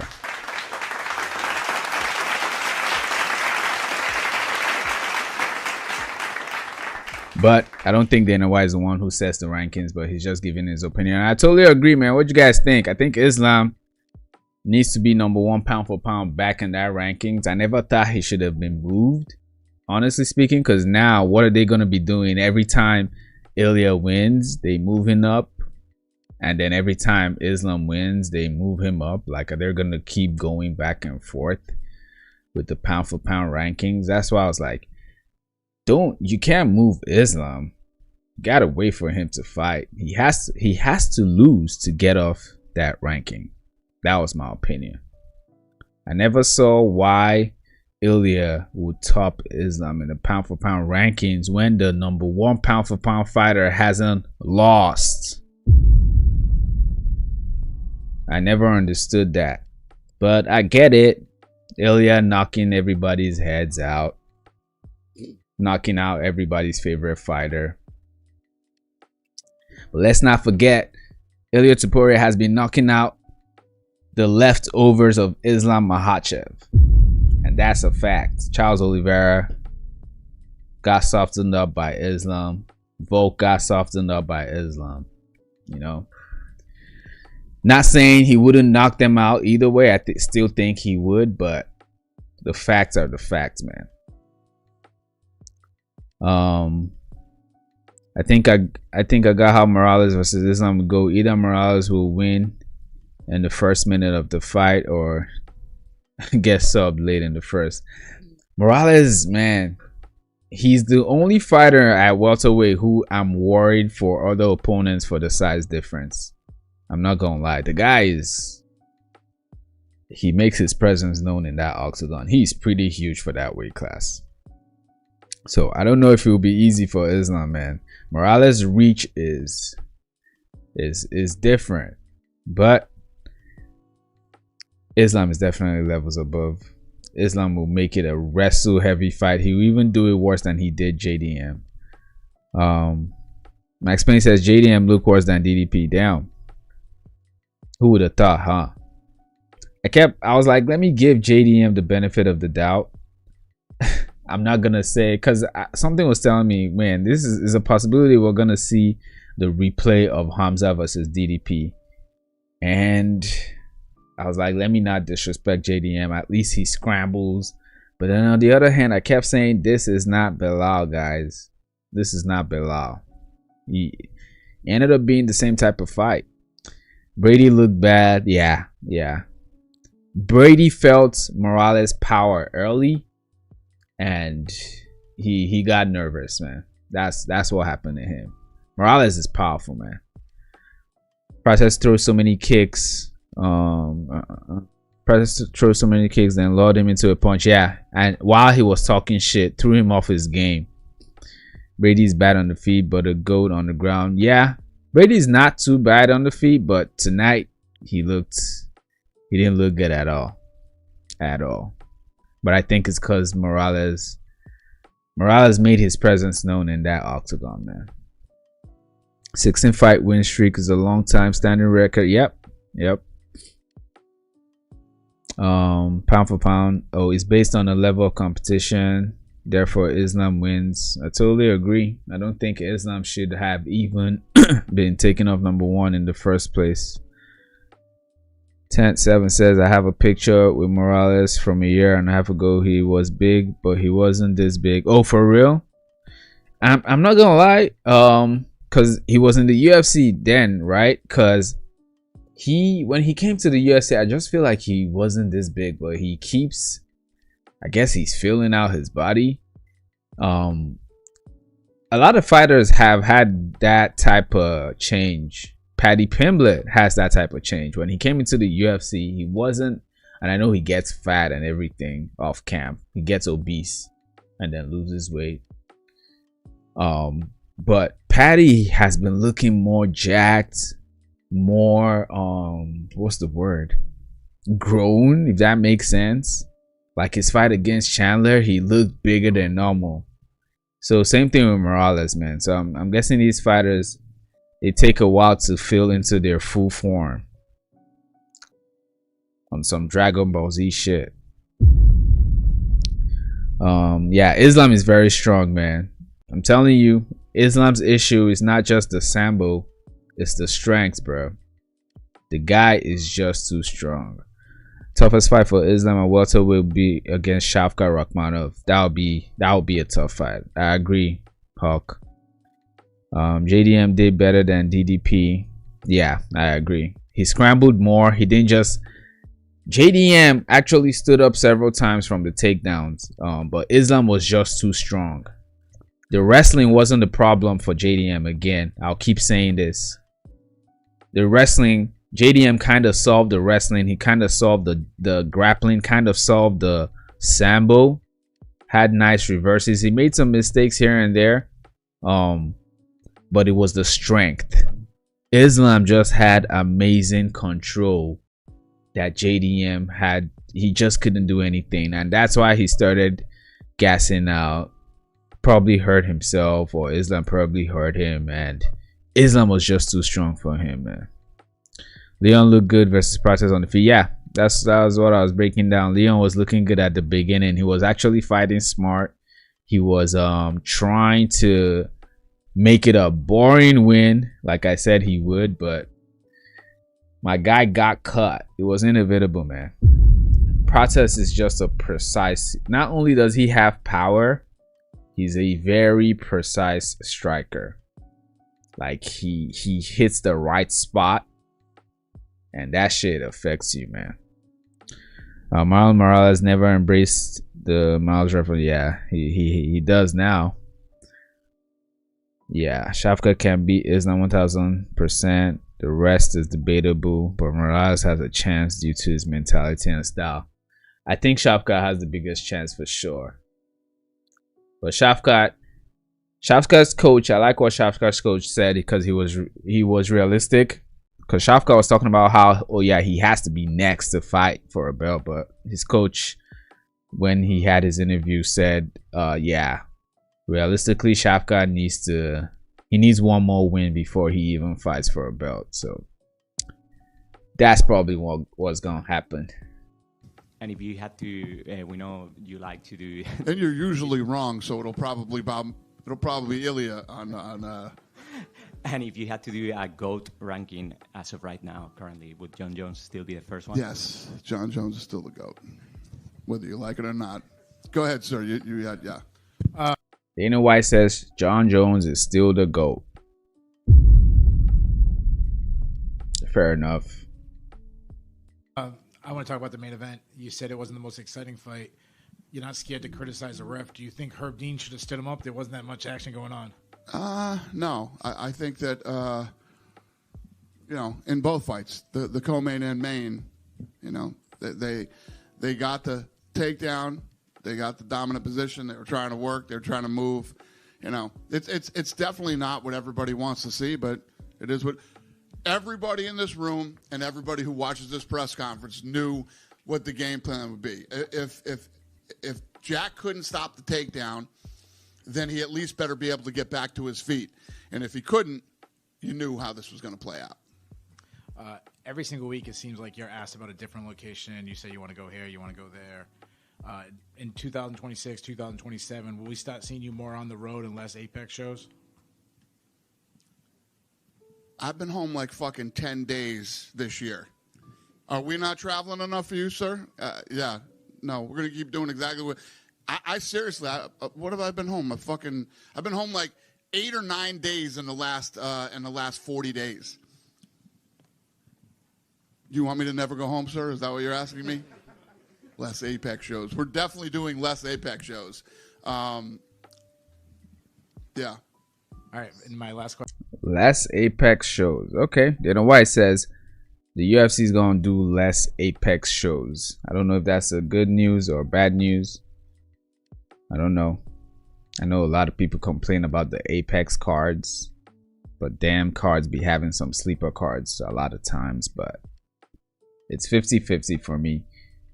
I don't know if that means less cards, because the UFC has a lot of cards, man. Every weekend is crazy. Every weekend is crazy. Question. You do, besides doing shows, you go to like special locations. I think you went to the Sphere, you went to the White House. Do you have anything else like a specific location you want to go to, not necessarily a city, but like a spot. Spain. Yeah, we haven't done Spain. Yeah. Just right here, sir. Talking about Europe, can you give us any news about the potential rematch between Thomas Pinal and Cyril Gane? About the rematch with Aspinall. What about it? Any Do you potential have some news news? about it? I just answered that. Oh, didn't do it. Sorry. Welcome to the press conference, sir. No, sorry. Second one, Benoit Saint-Denis asked for a BMF title. Does he have the right profile for you to get this belt? I don't know. I'm, you know, he did, yes, and you know, I don't even think about that stuff tonight. You know, we'll fly home tonight, have all day tomorrow, get back in the office Monday, and then Tuesday we start. 10-7 says they barely did Apex shows this year, a few at the beginning and 2 in November. Yeah, that's true. They definitely toned it down this year. Yeah. Dylan says they already reduced Apex cards with Powerman. I'm sure they still want to really impress. Yeah. Because obviously they put more effort into stacking up a card that actually have locations. And with this Powerman deal, that first year is going to be really important for the relationship between the UFC and Paramount. So that's why Dana White is trying his best to have this whole White House card thing, because that's going to be a big sell.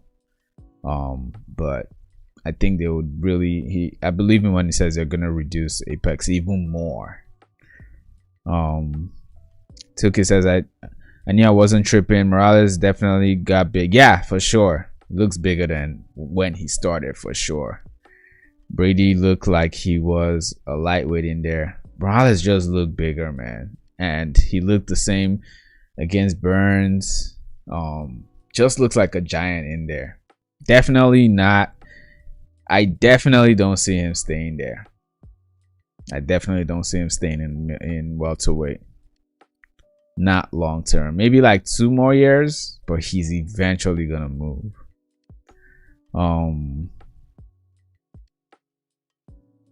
I've been saying Marlon Moraes. Yeah, I keep doing that, man.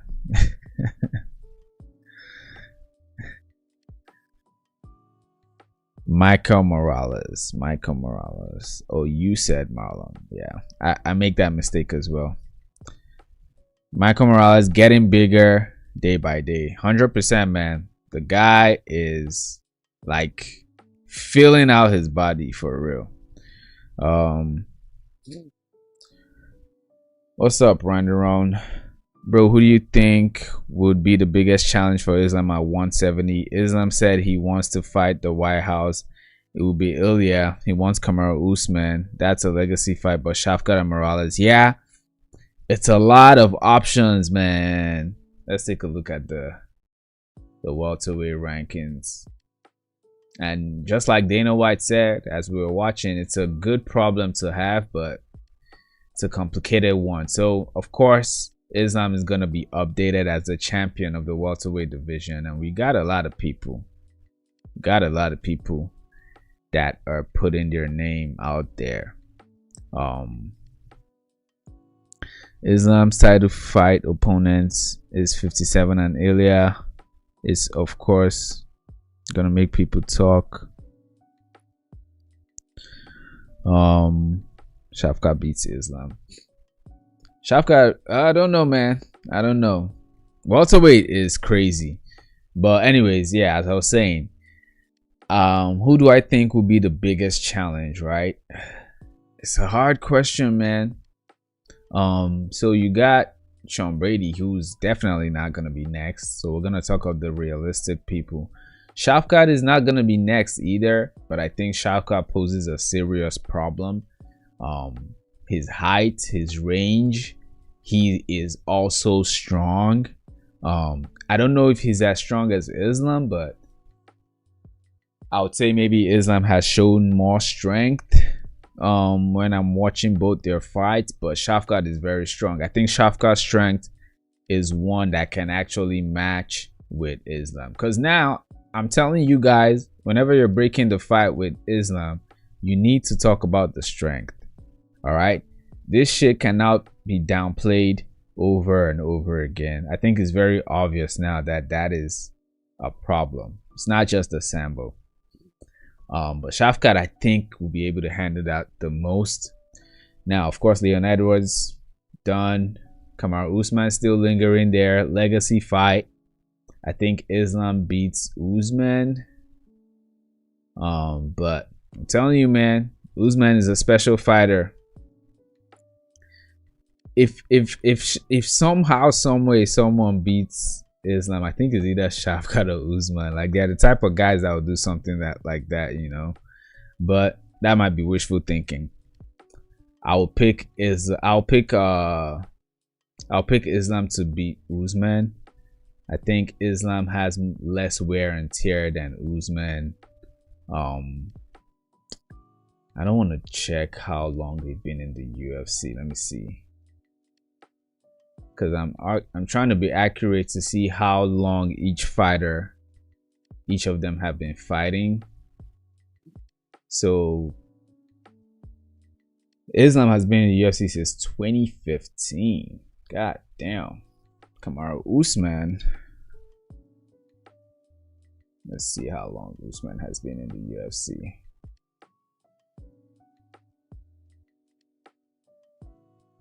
Kamaru Usman, same year. So they're actually equal, right?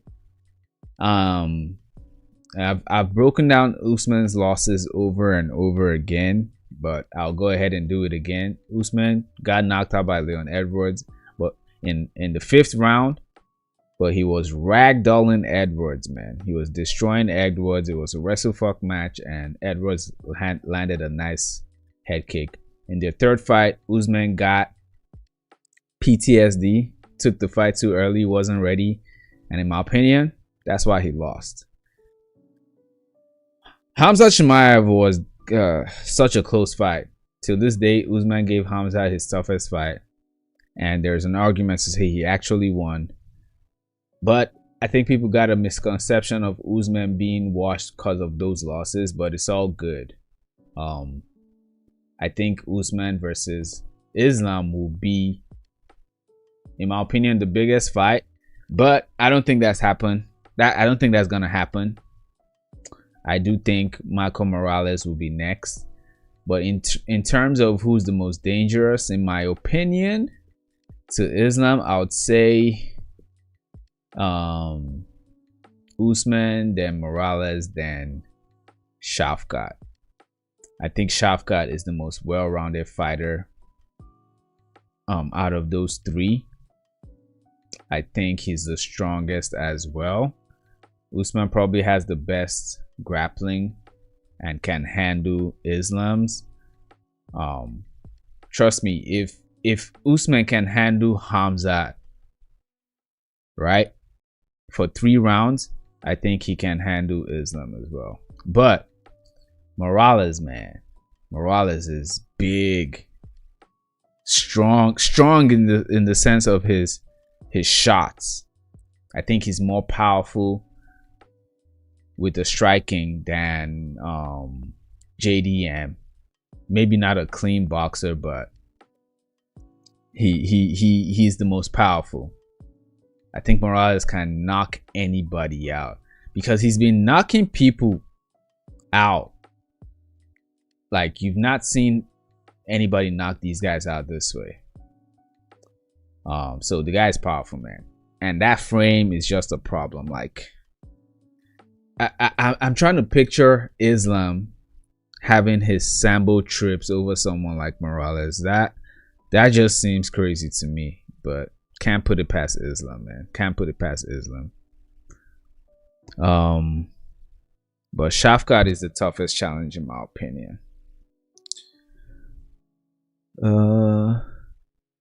Islam, the title fight opponents, win streak 57, and Ilya is not sure what you said, Loner. Oh, the win streak of the opponent. Yeah, Islam's win streak is amazing, man. That's why he should be #1 pound for pound. It's ridiculous. I think he's about to tie, if not tied, Anderson Silva. It's crazy.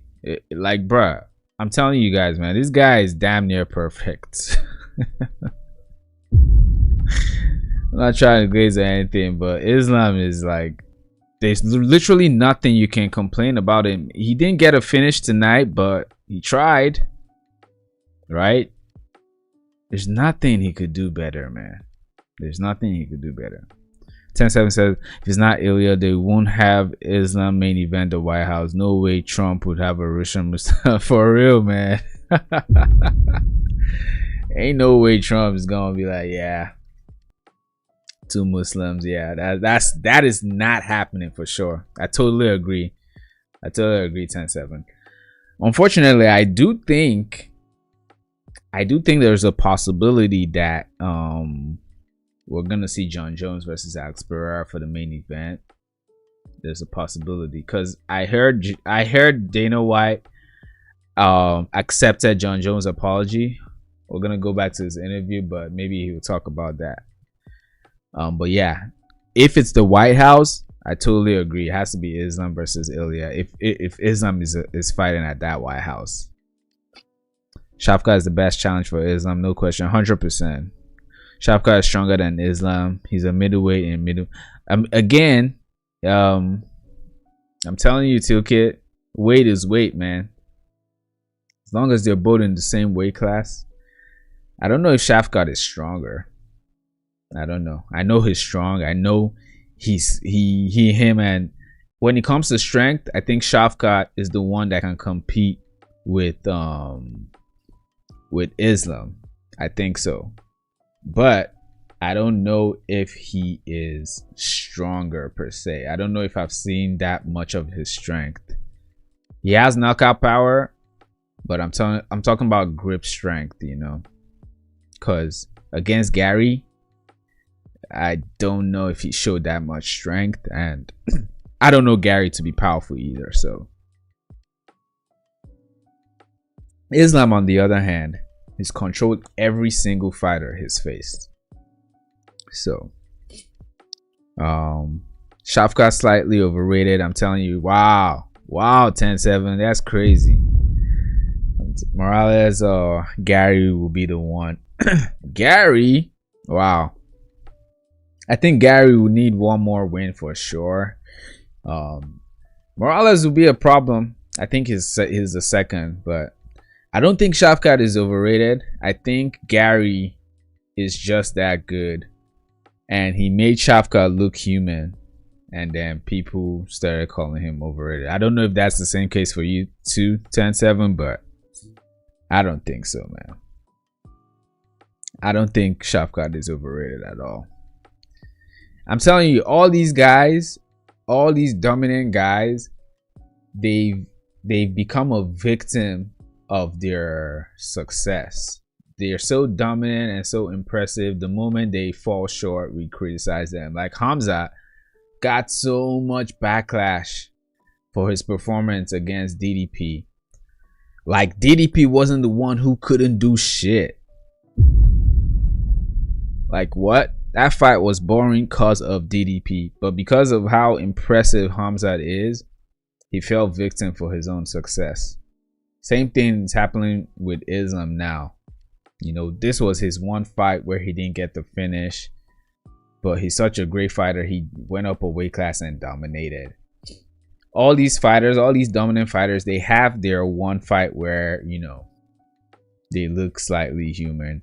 But I guess Shafkat is different because that wasn't the same case. Gary just made him look human. That was the issue. But I don't think he's overrated, man. Usman over Shafkat. No, Shafkat is over Usman. Hawk says Islam wants to fight Kamaru Usman, and you know Kamaru is one of the all-time great. He wants his name in the resume. It will be a legacy fight. Only Shafkat is the one can be a legacy ending fight because he's also a madman. Yeah, I agree with you, Hawk. I used to say this, guys. I always used to say if Islam wins, then I think we're probably gonna see Islam versus Usman, because we've seen worse fights, we've seen worse title challenges, right? We've seen way worse. I don't even want to start listing them, but we have. But Dana White said Morales versus Brady was the title eliminator. So I know Dana says something and something else happens and we never really know, but I'll believe him for now. But I don't blame Usman for ducking Belal. Look, ducking can be justified, guys. Ducking can be justified. When ducking becomes a problem is if, number one, you're the champion, right? Or if, number two, you're in an important spot and you're like blocking the way of someone else. Usman has already become a champion. He's already proven what he is in this sport. He's still considered the best, the second best welterweight of all time. Islam just came in, right? So he might take over, but Usman is still the second best.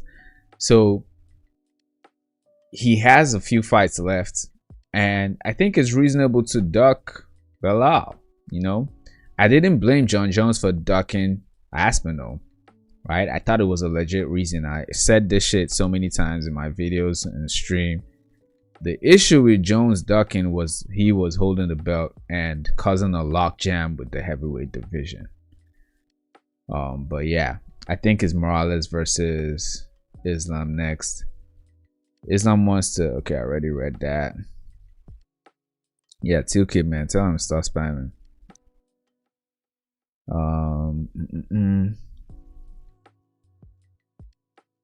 Okay, 2K says Shafka is 1,000 stronger, and you're not understanding when I say middleweight and welterweight. I'm referring to the overall weight difference in strength. Oh, okay. Well, I don't think so. I don't think he's 1,000% stronger. Damn, 2K, you still don't know how strong Islam is. All right, I'll be telling you, man. Somehow, some way, y'all still be not understanding Islam, bro. Yeah, and Gary almost rear naked choked Shafka. Yeah, he definitely did. Definitely almost did. But Gary's good too. Gary's a very, very good fighter who is still kind of slept on. Shafka wasn't himself in that Gary fight, not gonna lie. I forgot what happened because it's been a while. I think he was injured. Gary is good. No, Gary's just good. That's what happened. Yeah, and Gary's very good. I'm not even gonna lie, I don't know. I can count the people who beat Gary. Isn't Gary gonna fight who's Gary's next fight? Is it Belal? Is it this card? Yeah. What do you guys think about Belal versus Gary? So if Gary beats Belal, who's the #1 contender, well, he's gonna be #2 by Tuesday. That means we even have to start talking about Gary versus Islam, which is fucking crazy, man. This division is too stacked, man. It's too stacked. They need to spread it out.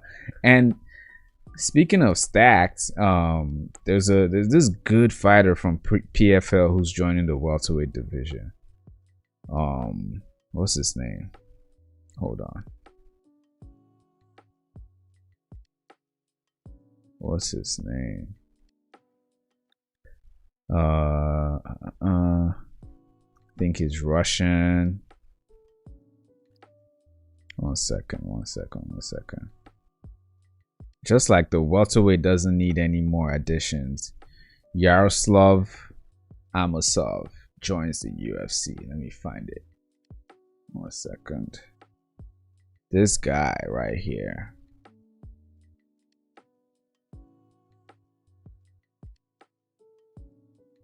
This guy.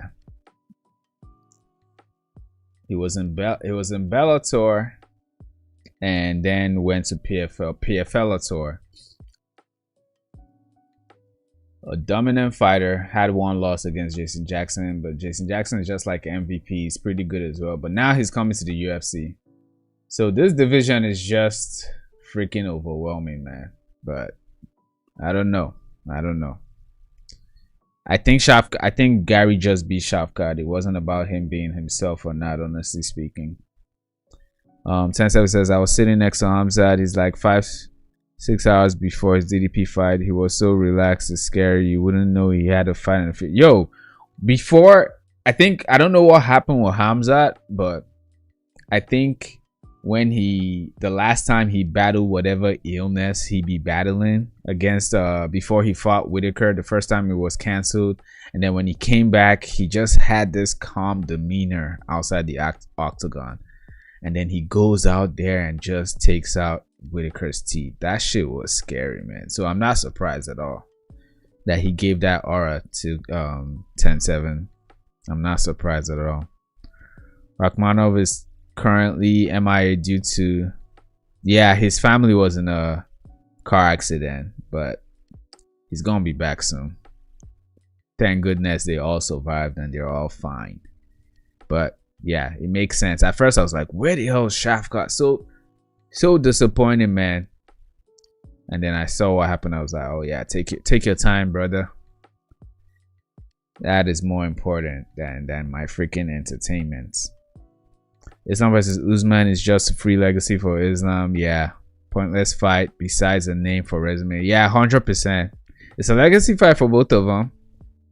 You know, it's hey, you guys have done great things in this sport, so have at it each other. You know, whoever wants to have their name on the resume type fight, but it doesn't really it doesn't move much, right?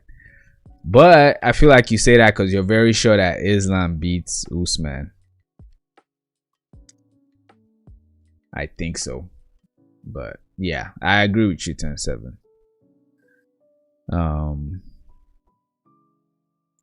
My cousin trained with him in Sweden. He told me years before the UFC, this guy's the best in the world. He doesn't care about anything. Yeah, that's their mentality, man. Like, it's not just, they don't fight for money, man. These guys, it's a legacy thing. It's a lifestyle, like, for real. I want to see Usman beats winner of Gary Belal and beats Brady. That's a hard ask, man. That's a very, very hard ask, because I feel like Usman has like maybe 2 fights in him, because this division is too stacked, man. And Belal is not the best matchup for Usman. I'm not gonna lie. Sorry. Yeah, Belal is, but I meant to say Gary. Ian Gary is not a good matchup for Kamaru Usman.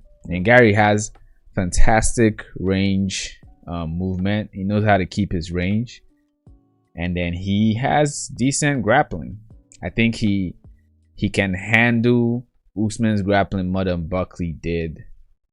So that's not a good matchup, but very interesting. I still got Usman in that fight. I think the only person I'll pick against Usman is Islam, honestly. You guys will call me crazy, but you all did when I picked Usman to beat Buckley. Gary, we finished Belal. Wow. Comedic KO. Oh, man. I just know for sure Belal is going to wrestle all night. Belal will try his best to go back to his decision ways to win that fight. He's going to try his best, man, to get back in the win streak. Because that was his mistake against JDM. Belal wanted to show that he had quote-unquote Canelo hands, but that shit did not turn out well for him. Oh yeah, 10-7, I found him. He's overrated. Yeah, he's not, you know, I don't know if he's overrated, but he's an interesting addition. But we'll see. Gary all day sleeper. Everybody's picking Gary. All right, yeah, I'm picking Gary too, man. Gary's just so well-rounded, man. And I was late to the party on him too.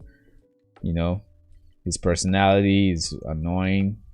And I'm not even talking about his lifestyle. I'm talking about like the shit he did with Neil Magny, the shit he did with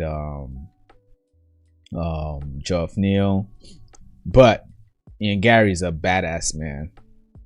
Ian Gary's the definition of anyone, anywhere, anytime.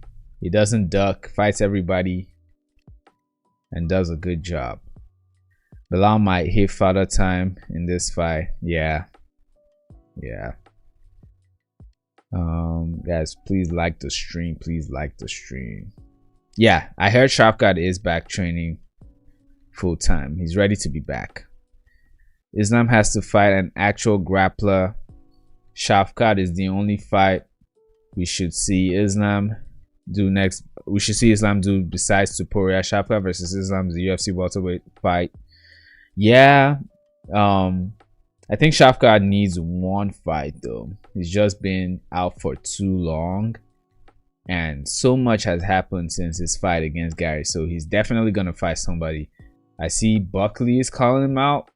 Crazy call out, very bold, but that would be a nice bounce back. But I don't know if Shevchenko beating Buckley does a lot for him. But then again, who else is he gonna fight? If we look at the welterweight rankings, again, Shevchenko is number 3. All right, maybe he faces Brady. I don't know. If Gary beats Belal, they're gonna do Shevchenko versus Gary too. I don't know. It's too stacked, man. The division is too stacked. But Shevchenko definitely needs one more win.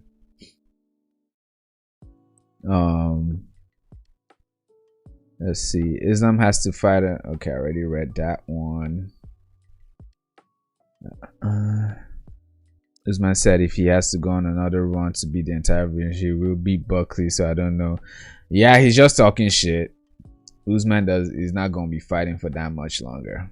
I don't think so. I don't think so. Belal definitely has way better hands than I thought. Oh, 100%. That's what he was trying to prove in that fight.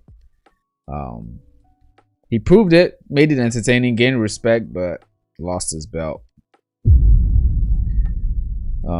If Shevchenko and Islam fight next, Islam will win. Shav needs a tune up, yeah. But here's the thing, Tilkit. This is what I'm saying. There is no tune up in welterweight. There's no such thing as a tune up in this division, guys. There's no tune up fight here. Right? Unless you're looking at guys like Burns or Kobe, Neal, these guys from 11 down, maybe.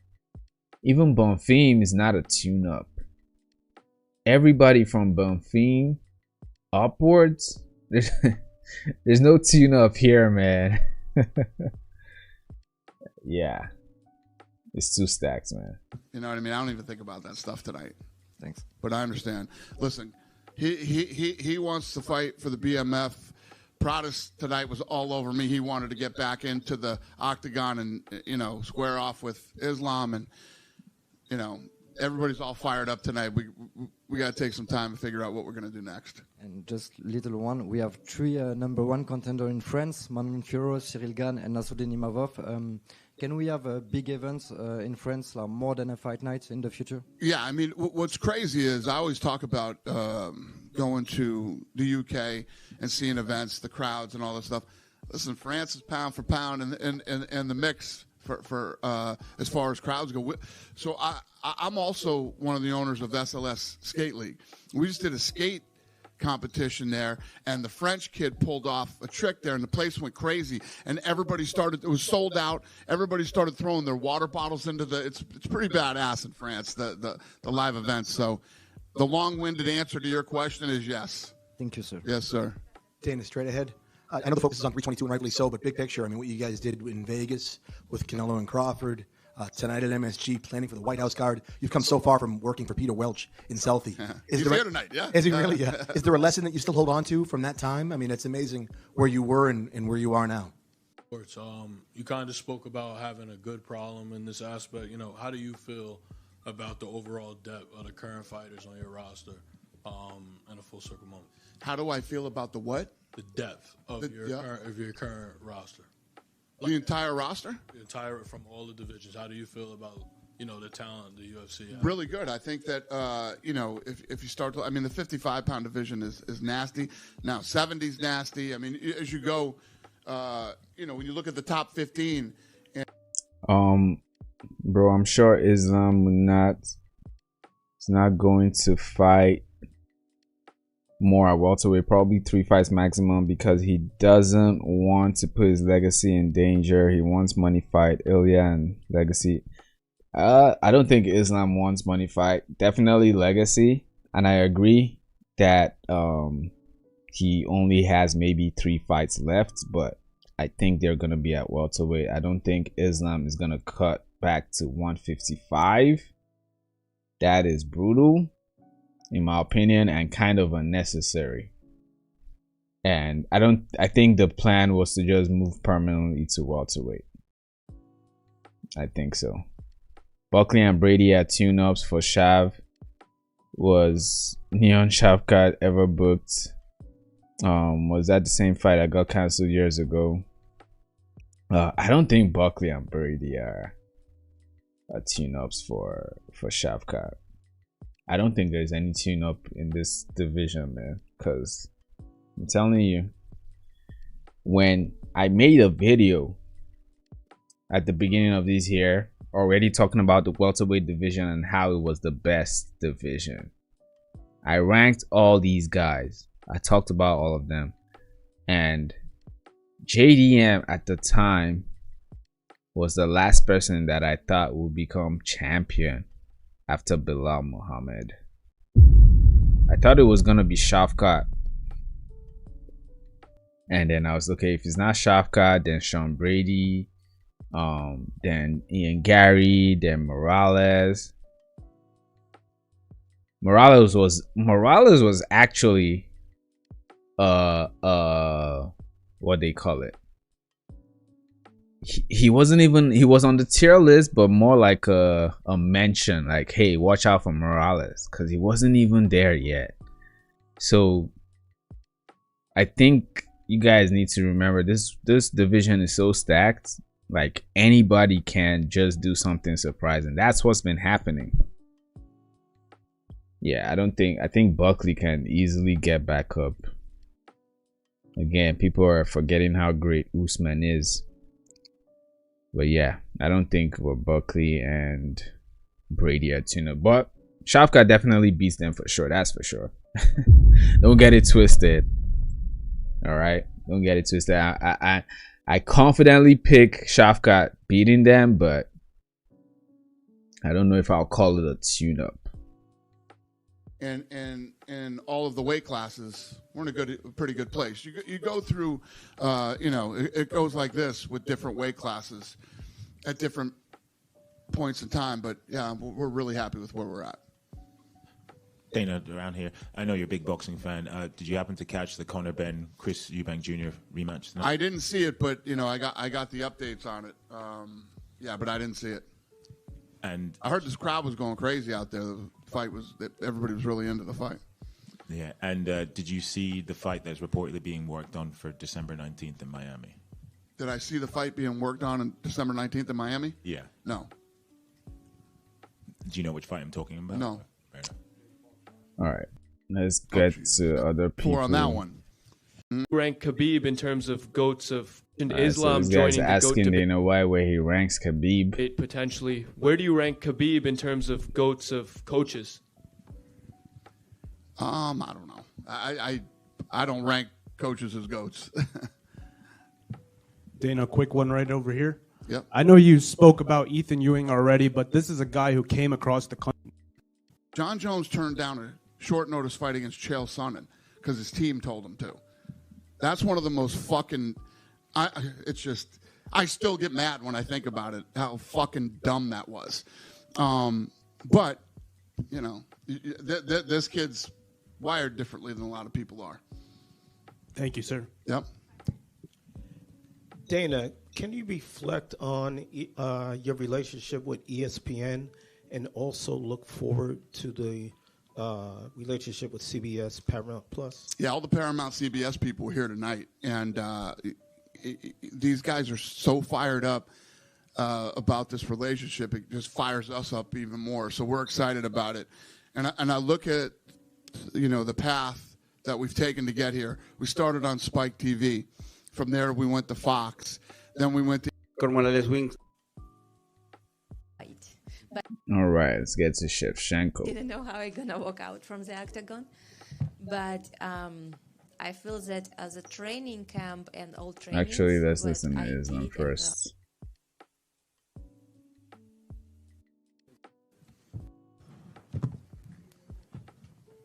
double champ right here. Pound for pound #1. Greatest fighter in the UFC, Islam Makhachev. Put some respect in his name, man. Congratulations. I know this is a moment you've dreamt of for your entire career as long as we've talked to you. How good does it feel to have it happen compared to all your dreams about it? I feel so happy. I stay now, like, try to control, but it's the biggest day in my life, and so happy to be double UFC champion in Madison Square Garden. And what I told all fight week is my dream today. Did you think that it was going to be that one-sided? Were you expecting Jack to maybe show a little more resistance on the ground or the feet? When I take him down first time, I feel it's gonna be a long night, and I can do whatever I want in the ground, because I expect for him, like, he gonna try to get up, but we're working. We watch his all fights. He have couple like sweep, couple things in the ground, but I block him there, and that's why I make this easy. What did you say to Craig Jones after? I told him, your jiu-jitsu not working. You have to come to Dagestan for 2-3 years. What did he say? He started laughing. He told Khabib, I will come Dagestan. I think I saw this earlier. Islam telling Craig Jones, because everybody's talking about, oh, JDM. Oh yeah, here it is. JDM's working with Craig Jones, man. That grappling, man. Turns out that did not do shit for Islam. Craig Jones is amazing coach, helping a lot of fighters with their grappling, but it wasn't enough. This is when Islam was telling Craig Jones he needs to come to Russia.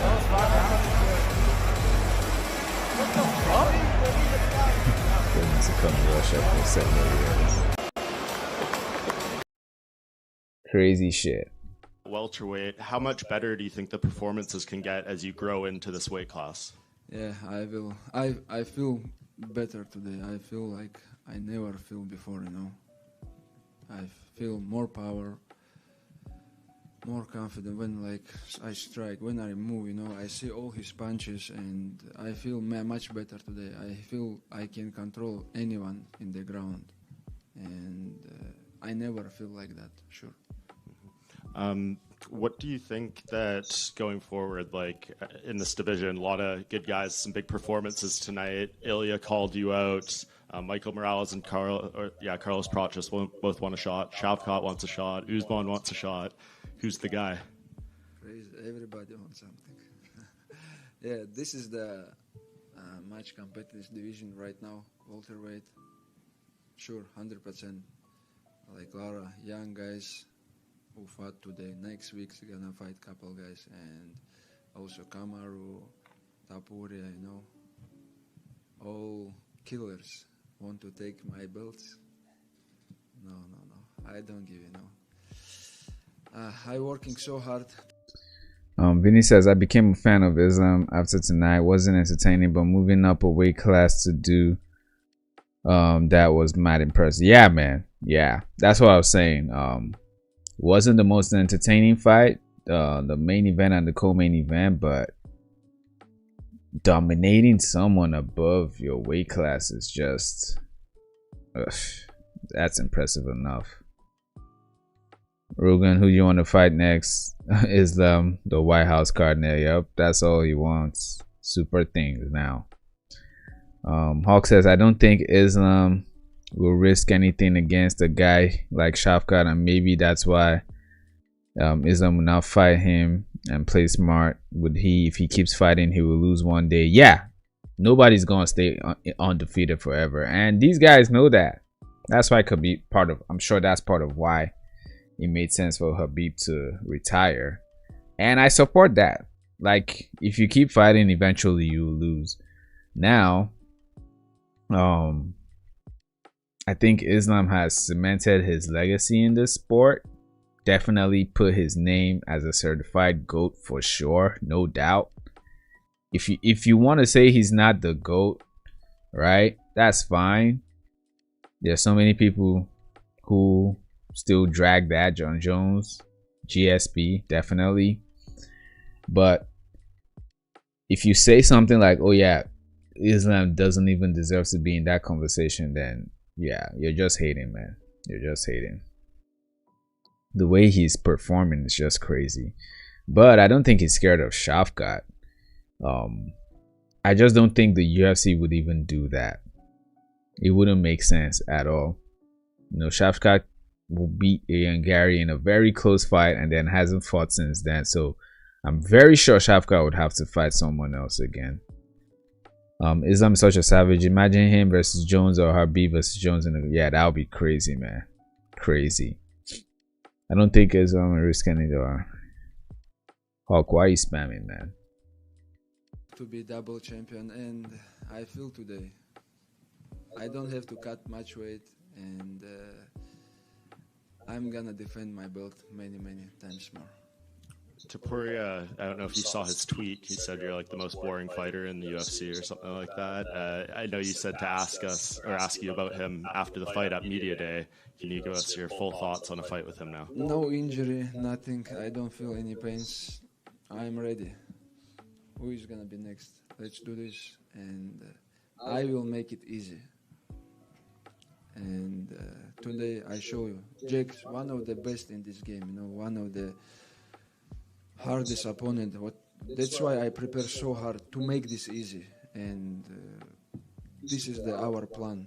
And I did exactly. He defends. I try to do some chokes, try to make Kimura, but he defends very well. But I make this easy because I training so hard.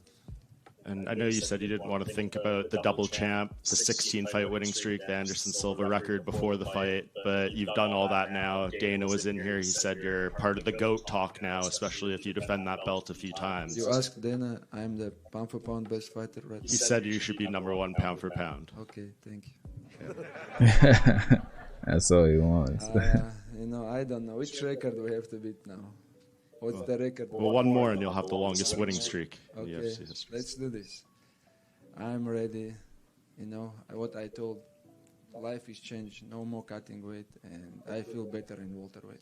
And just last one, you're obviously getting ready for Well, the fight. there it is. Islam just said it. No more cutting weight. I feel better at welterweight. So Islam has hinted that he's probably not going to go down, just like I said. He feels better at welterweight. It makes more sense for him. That cut is brutal, man. Why would he go back down? But Islam says he wants Ilya next. Yeah, that's for Ilya to move up, right? That's what I said. Let me rewind a little bit. 1 pound for pound. Okay, thank you. You know, I don't know which record we have to beat now. What's the record? Well, one more and you'll have the longest winning streak in Okay, UFC history. let's do this. So one more to be Anderson I'm ready. Silva. You know, what I told, life is changed. No more cutting weight, and I feel better in welterweight. And Yeah, said life is changing. No more cutting weight. I feel better in welterweight. So if he wants Ilya, he's talking about welterweight, I guess. But it doesn't seem like Islam is gonna go back to lightweight. So you're obviously getting ready for the fight backstage, and a huge brawl breaks out with some of your teammates and Dylan Dennis. Dana was in here talking about it. He said it was his fault letting them sit too close to each other. But was that a distraction at all, or what did you think of all that? When you talk about someone like last 5 years, you talk about someone, when you meet them, как бы ты должен отвечать за свои слова. You have to answer what you said, you know. And today, I don't think he answered, you know. And he still say a lot of bad things about our team. And today, he coming and somebody just meet him. He talk about this guy's bad, and today the guys just meet him. That's it. Dana said he's banned from UFC events for life, so he'll never be back to one. He have to ban from this country also. Islam, of all the welterweights that fought today, who do you think had the most impressive performance besides yourself? From today? Yeah, I saw the both fights, you know. And, Prates, he beat former champion, you know, like clear knockout. They're both very good, you know, very tough, young. And I surprised how these guys who smoke all day beat the former champion, you know. It's like he's surprised that Prates, someone like Prates who smokes all day, beats the former champion. For real though. Like I'm surprised of these guys smoke all day. That's funny, man. For real. Real talk. He said, Carlos Prates said that's what Nutella will do for you, the power. I don't know who like his nutritions, you know. These guys look big, but he not cut much weight, you know. But he is good, you know, like crazy performance. Finish former champion, like make it easy. And then in terms of your fight, did you feel like you had broken Jack in there? Because between rounds when the camera was on him, he looked like he was struggling to get up and off the stool. First couple rounds, he tried more, you know, do some things, but third and after like champions round, I feel he not gonna stand, you know. And these guys, my corners, they pressure me, they hold him there, like beat him in the ground. But in the striking also, he's not fast, you know. I saw his all punches, and he become like a little bit tired after the first round. And I can strike with him, but just want to make it easy. Did you toss Ali in there in the octagon? Yeah, I show him judo technique. You know? Islam, when you talk about Jack's grappling, why exactly are you? Good question, Randaron. Which fight would potentially challenge Khabib versus Conor, John Jones versus Alex Pereira, or Islam Makhachev versus Ilia Topuria? I think Jones versus Alex would be the biggest fight at the White House main card event. I agree with you. I think Jones versus Alex Pereira would be bigger. There's just something about the bigger boys, you know. Once they're great fighters, the bigger weight class is always the bigger fight. But of course, John Jones still arguably the GOAT. Alex Pereira, probably one top 5 biggest stars in the UFC right now. That's definitely gonna be bigger. Islam versus Ilia is close, but yeah, I think that carries more star power. Yeah.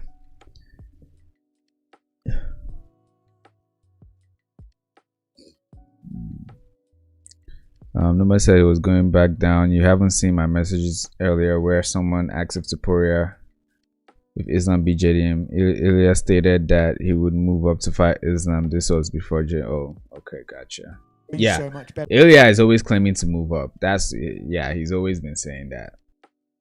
But I don't know, man. I just cannot picture Ilia Topuria at welterweight.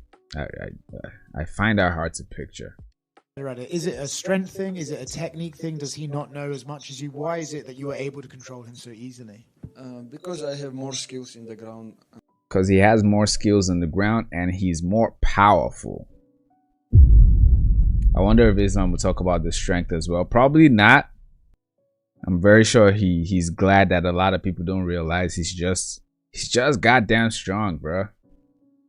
Honestly, and I feel power today. You know, I feel I can like hold him like no problem. And oh yeah, I feel, he says it. I have more skills. See, not know as much. I'm telling you guys, man. I know what I'm talking about. So Islam even says it himself because he has more skills on the ground and he's more powerful. Like those are the two traits.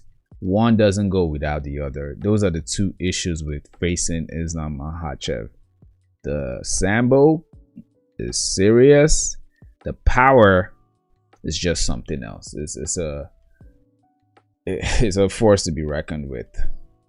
Why is it that you were able to control him so easily? Because I have more skills in the ground, honestly, and I feel power today. You know, I feel I can like hold him like no problem. And I don't know how it's called, these things what he make for like Bilal, for everybody. He tried to make these sweeps on me also, but I just put the underhook and control him, you know. I think he just have one move in the ground, you know. I just block this move and that's it. Do you think there was a moment in the fight, maybe after the first or second round, where he started concentrating on not getting submitted rather than getting up? Yeah. From the choke, he defends very well. And when I just put my arm, the corners tried to tell them, hey, two hands, control his hand by two hands, you know. And he defends very well. And well, maybe that's what Craig Jones taught him. Was just he's the best shot in this fight when he give me legs in the end of the first round, you know. Islam, right over here. You met, or in this camp, in the lead up to this, you did 3 parts in 3 different countries to prepare for this fight. How happy are you with the camp you had and the decisions your team made to help you get prepared for this fight? Yeah, I told and last week, this is the hardest camp in my life, you know. Usually first camp you're just beginning to be like in shape, to back in the shape, but first camp it was like hardest camp, you know. We was in the mountain in the Kislovodsk. This is one of the city in Russia. They have big Olympic center for all Olympic sports, you know. And I spent three weeks, and we did a lot of weights, and I eat on time to gain weight, you know. I have one of the coach, he's one of the head coach of Taekwondo Russian team, you know. His name Saifullah. I did with him like crazy job, and the first camp hardest one, and I improved a lot from that camp. What just we need gain weight to become strong, to become big, and this is from the first camp. And obviously your team helped you prepare like they always do, but this fight, you know, everybody helped you in terms of, you know, bulking up and then training partners and stuff like that. Your coaches, the guys in your corner tonight. What does it mean to bring this victory back to the whole entire team? This is what I have to do to make them happy. We support and help each other, not for the money, for the somethings, you know. Just I win, they're happy, you know. And same things when someone fight from our team, I go to help them. I don't have fight, I just go to the camp, help them. Second camp, what we did in Dubai, we just go to Dubai to support, to help Usman and Omar to prepare. We go all team. We went. I recall saying welterweight is his limit. Wants to become the first triple champ going up there. That's crazy to me, man. I don't see that happening. I just don't see. Like, can you imagine Ilia Topuria versus someone like Morales? That's crazy to me. Or Shafkat? That's crazy. Bro, now where would you rank Islam in the GOAT ranking? For me, he's already the greatest lightweight champ ever. Now one of the greatest of all time, but Jones is still the GOAT. Yeah, definitely up there, definitely in the conversation. For even before this fight, I considered Islam the greatest lightweight champion for sure. But now after this fight, 100% certified. Of course, me ranking him that high doesn't change, but I still think I think GSP is number 1, then Jones, then DJ, then Islam. So I agree with you, but in a different order. But I don't know, man. I think I might even put Islam above DJ in the GOAT rank, in my GOAT rankings. I think I might, honestly speaking. Yeah, I take that back. So it's GSP, Jones, and Islam. I think Islam is the third because his resume moving up a weight class, the dominant style, the different type of fighters. Oh man, it's just impressive, man. It's on another level. Hardest camp of his life. Yeah, yep, I'm sure.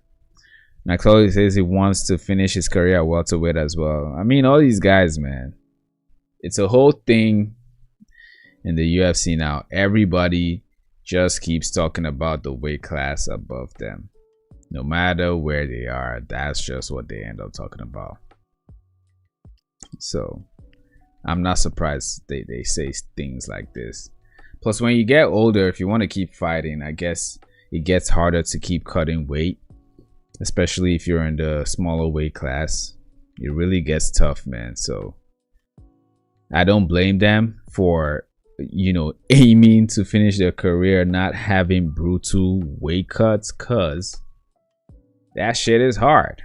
That shit is hard, and it's even 10 times worse when you're older, you know. So I don't blame them for talking about things like that at all. To Dubai, just help these two guys to become better, you know. And we wish like to each other to become better, you know, not because of money, because of something, because we're all brothers. And last for me, I hate to use the word easy because nothing of what you did this week, this month, the past couple months are easy. But where does this fight rank in terms of one of your easiest, you know, wins? Oh, good question. Camps is the one of the hardest one. This is the hardest camps, but fights, maybe I beat second time I beat Volk, this by knockout, and the last fight I choke. And but you know, this today is easy also, but I not finish him, you know. Thank you. Islam, right in front of you. Congratulations on the victory tonight. Thank you. So heading into the event tonight, Zhang Weili was in a very similar situation as you was. She's obviously a long reigning champion, dominant, one of the greatest fighters ever. She moved up. Unfortunately for her, she struggled tonight, couldn't get the second belt. Do you think that kind of reflects to show how incredible a feat it was for you to be able to do that? Honestly, I saw the... Max said it like 4 or 5 years ago. Yeah, she looks... He's not doing that shit. That's why Valentina make his job like very also easy. He just close the hand and always take her down, you know. And maybe she not working on that moment to gain weight to become a little bit big, you know, because this is the big difference. When you change the weight class, you have to be not just eat and become big, you know. You have to do right job to become stronger, become bigger. My second question, I know Dana didn't say who you're going to fight next. You didn't really say either, but Michael Morales was just in here, and I said to him, you know, everybody that has faced you said they either can stop your takedowns or they can get up if you take them down, and it seems like nobody can do that. And then I asked him what makes him different. Why can he stop your takedowns? And he kind of flipped the question. He said, everybody says they can take me down, and nobody has been able to take me down yet. What makes Islam special to take me down? Same things everybody say. I'm gonna knock out Islam. It's if I stay, they're gonna knock me out. But I'm gonna try 1 time, 2 times, 3 times. He gonna defend, but I'm gonna still going. And I told you guys in the welterweight. Have you seen Ilya and Shavkat's tweet? I'm sure now Islam will never cut to 155 now because the last 2 or 3 cuts were very brutal on him. He is more comfortable at 170, probably 2 more fights. Yeah, I totally agree. 2-3 fights tops at 170. And yeah, I did see Ilya's tweet. We showed it earlier on the stream. Ilya talking his shit, just being a hater. I also saw Shavkat's tweet as well. Shavkat was more respectful. But Shafka, I don't think Shafka is gonna be next again. I'm gonna keep saying that, and he knows it. But of course, you gotta shoot your shot. But yeah, going down just doesn't make sense, man. This guy's over here asking if he's the GOAT. We're over here having conversations on if Islam should be considered the GOAT. You know, he surpassed Khabib, best lightweight ever. He's already called the best lightweight ever. Why would he go down to face Ilya? And mind you, when Islam decided to move to welterweight, the first false narrative was, oh, Islam is avoiding Ilya. Islam avoiding Ilya? Huh? Like what?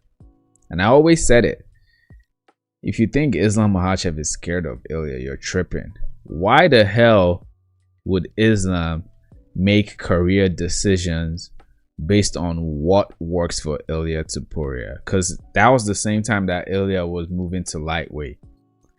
And Islam had already been talking about moving to welterweight. He always said it. If Belal beats JDM, he's going to move up. And that's what he wants to do.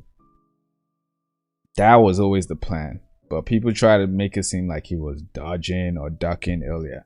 And I always said it, like, in hindsight, which is a better achievement? Staying at lightweight and facing the best guy at the time, Ilya Topuria, or going to welterweight and becoming a 2-division champion? I think the answer was always obvious. And here we are now. So Islam has all the leverage here. He doesn't need Ilya for his legacy. I think Ilya kind of needs Islam more than Islam needs him. In my opinion, Islam moving up to beat JDM is more impressive than Ilya moving up to beat Charles Oliveira, in my opinion. That's how I feel about that. Yeah, him being drained from the first Volk fight made him lose. You still think he lost the first Volk fight? I took it. Realistically, the only reason Islam is in GOAT talks is due to the double champ status. If we bring up his resume, he only has DP and JDM wins. Only, yeah, but that is true. He doesn't have the most exciting resume, but I've always said this about Islam. I have a video about it. Islam is the only fighter who we like. He's in that status, that GOAT status, because of the way he fights, the way he performs, the way he displays his skills, the way he makes everybody he faces look like they're an amateur. Like, he doesn't need that resume for us to know how good he is, you know. And then, like you said, adding the 2nd division belt, that always puts you in the GOAT rankings for sure. Hardest thing to achieve is becoming a champion. Becoming 2-division champion is just special. But the way he performs, man, it doesn't matter who the opponent is.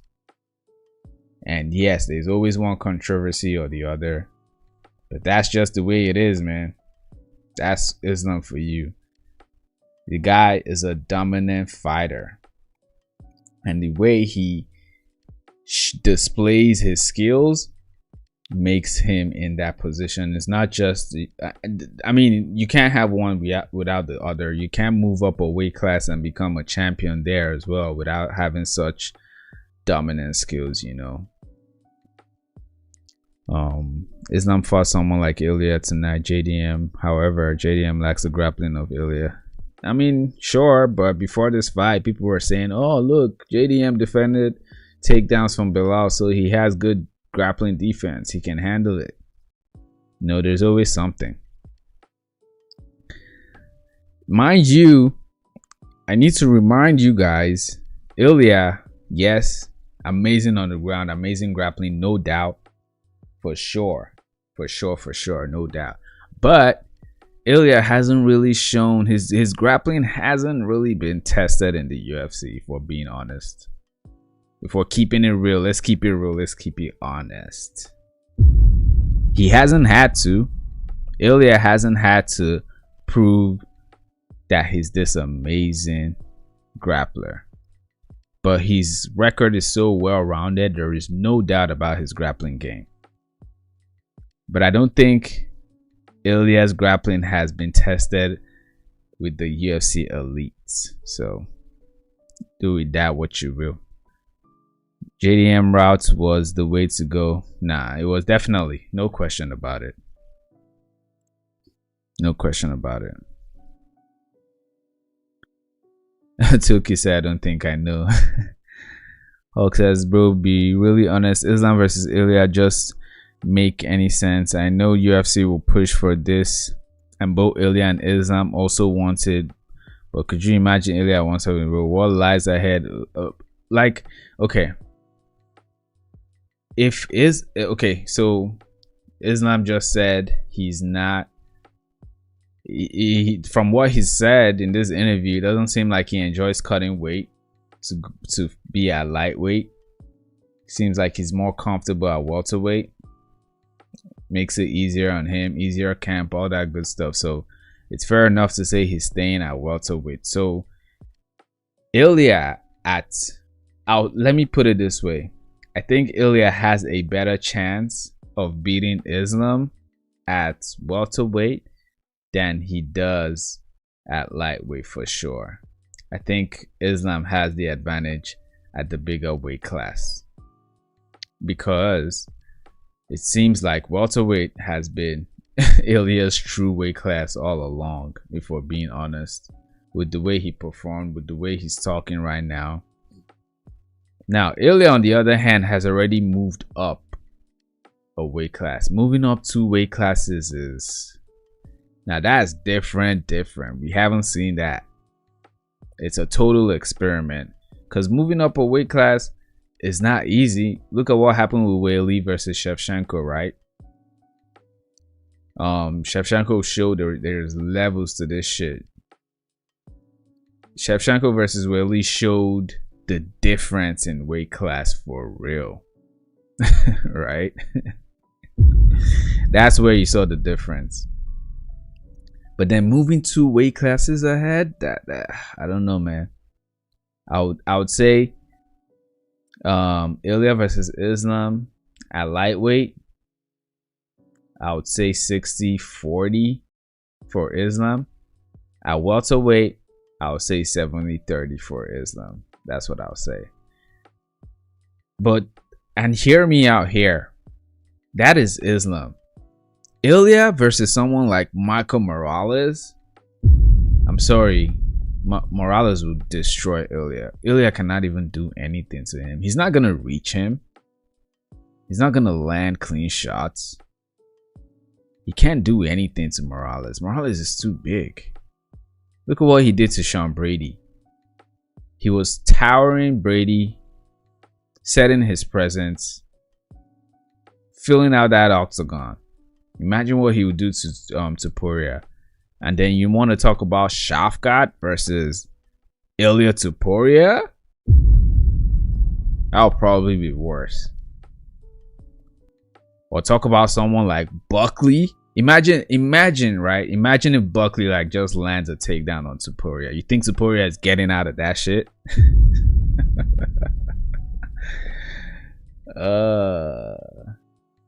Or Topuria versus Ian Gary. Nah, man. Funny enough, the only person that I can see Topuria facing at welterweight is actually Islam. Funny enough. Because all these guys that I'm mentioning, bro, I cannot imagine Topuria doing anything. He's not, like I said, you can bulk up, you can add all the weight, take all the creatine, eat all the chicken, but you can't grow taller, my guy. Topuria is short for a lightweight. Topuria is short for a featherweight. He has power, yes, but you need to reach the chin, right?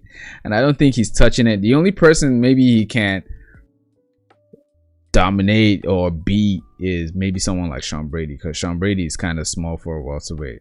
So yeah, I guess I had to explain it that deep. That's why I just can't picture Topuria at welterweight. I just cannot. I feel like he's just gonna destroy his aura if he does that. But hey, who knows? I might be wrong, man. I might be wrong, but it's just hard to picture it. Let me see. Islam is no doubt the best fighter in the world. He was before this fight for me, but his resume lacks those vintage ups. Yeah. But his performance speaks for itself. Yeah, it is what it is, man. That's how it is in this modern age. I agree, Hulk. Okay. I had Ilya at 55, but after this performance at 70, I don't see Ilya beating him. He took bunks from JDM that third round flush. Yeah, for sure, but Ilya definitely has more power, more one-shot knockout power than JDM. JDM is more cumulative power. He pops you with his shots. It hurts, you know. But I don't think JDM knocks you out with one punch. Ilya, on the other hand, will send you to another dimension with one punch. Yeah. Ilya loses at lightweight and welterweight to Islam. Yeah, I agree. 80-20 and 9-10. God damn. You're not giving Ilya a lot of chances. Morales Topuria will be Jai versus her. Yeah, for sure. I don't even think Topuria will land anything on Morales. I can't even picture that. Topuria will be exposed to Lucen. Arman probably beats him too. Yeah, Two Kid always says he doesn't see Arman beating Ilya. I'm telling you, man.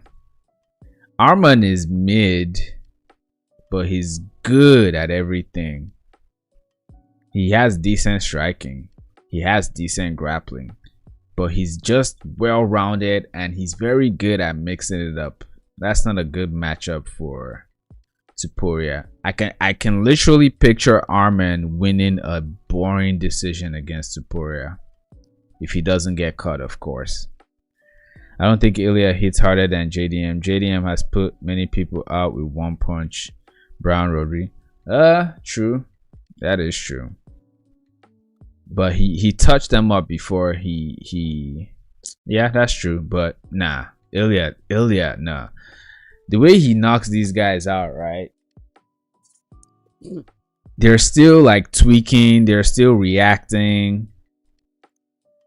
When Ilya puts these guys out, they're asleep, man. It's different, bro. It's different.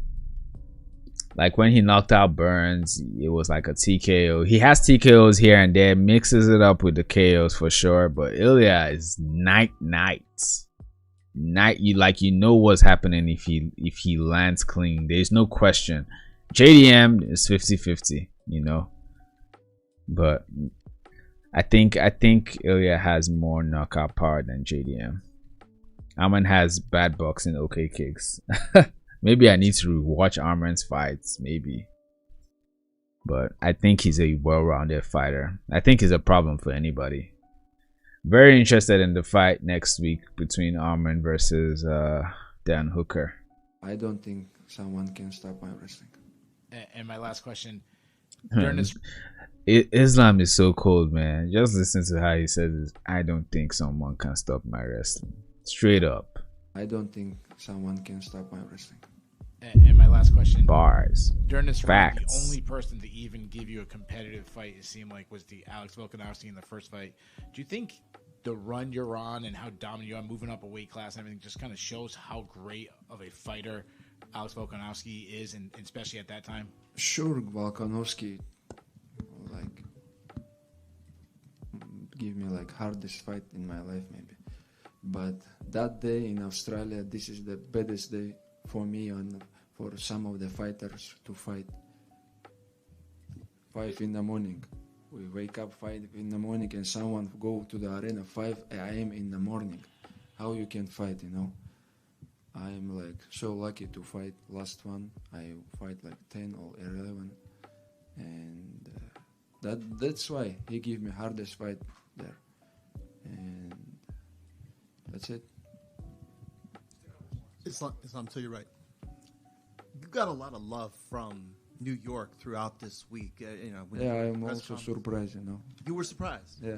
Why were you surprised? Because always in US, the old people, the crowd not in my side. And obviously, yeah, it was very monstrous. Everyone was really supportive of you at the press conference, and then tonight they were chanting Islam, Islam, Yeah. Islam. I mean, you've never had that in America. What do you think kind of brought them to your side, though?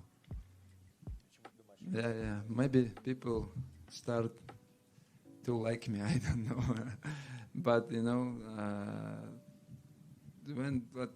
when all my life, when I travel somewhere, Australia or Abu Dhabi, also people support me always, and but US fan start to love me.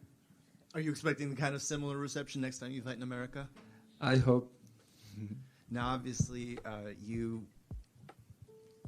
you put together a really impressive performance in there. You're thinking, okay, I've finally achieved this dream. I got my welterweight championship. At what point do you start maybe wondering, could I go for a third championship? Is that a thing or no? Wow, DC bring me cake in the locker room. It's gonna be so hard. I don't know. You know, today I feel great. I feel I'm ready to fight anyone. You know, in the lightweight, it's so difficult to cut weight, to recover well, to show you good performance. But today I feel this is my weight division, and I'm gonna defend my belt many times more. And the last one for me, you took a water from in front of me when you were walking back to the cage afterward. What did you end up doing with that water? Thank you. So sorry, but I was want to water, you know, that's why. I almost finished this water. It wasn't my water anyway. Thank you. Thank you. Islam, congratulations on your achievement. You've mentioned how special it was for you, but I was wondering, Dana mentioned before that 20 JDM 12 kills, Ilya 7 KOs. I mean, I was talking, is that in the UFC or just their record period? Because I was talking just in the UFC. Let me see. Let's check out Ilya Tuporia. Let's see.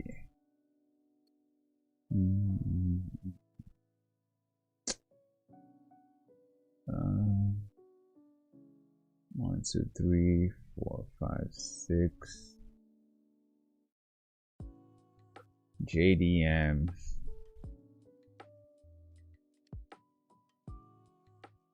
I guess I should count their whole record. I shouldn't just count UFC. That's fair. But I was just talking about UFC. 1, 2, 3, 4. Yeah, in the UFC, JDM has Ilya has more knockouts in the UFC, but overall, 1, 2, 3. But you see what I'm saying? Toolkit, JDM has a lot of TKOs, right?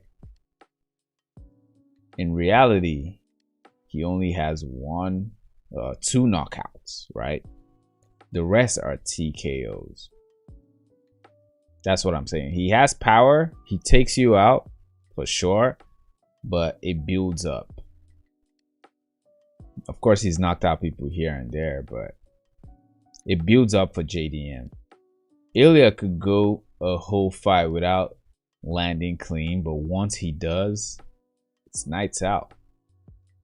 Ilya doesn't have TKOs. It's all nights. That's why I feel like he's more powerful. Or maybe I'm wrong. Maybe I need to rewatch it. Maybe he has more kills, period. But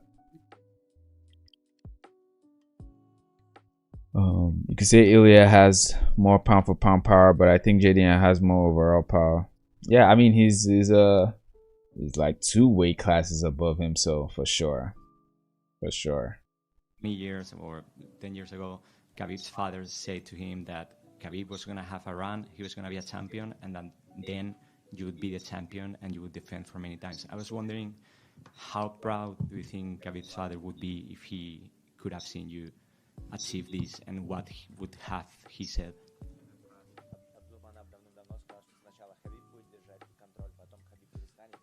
Yeah, I know. Gym is the one of the competitive division, you know. Like we have PFL champion Usman, we have Zhang already. Like how's it one weight class? Ilya is in lightweight. And then that's lightweight, and then welterweight, and then middleweight. Lightweight. Oh shit! It is one weight class. Why was I thinking of Ilya still at featherweight? I guess it would be the second weight class he's moving to. That's what I was thinking of. You're right. He is now a lightweight. I was still imagining Ilya as a featherweight. Big star, even not fighting in UFC. You know? And we have a lot of more guys who gonna come and control the lightweight in UFC very soon. Landed the cleanest shots. Apparently, Chanko landed the cleanest shots in Dylan Danis. Do you think that would make him more of a star? Yeah, because he's short, for sure. You know, let's don't talk about the shit person. We're gonna smell the shit, you know. We're gonna still talking about the shit person. Thank you, guys. Thank you for all life. You promote me always. Thank you so much. I Yes, appreciate sir. it. Number 1 pound for pound.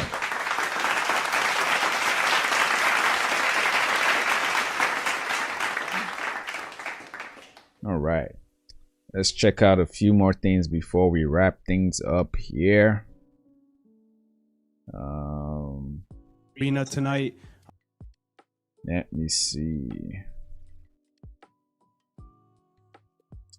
All right, let's check this shit out. See any other reactions that we have to check out.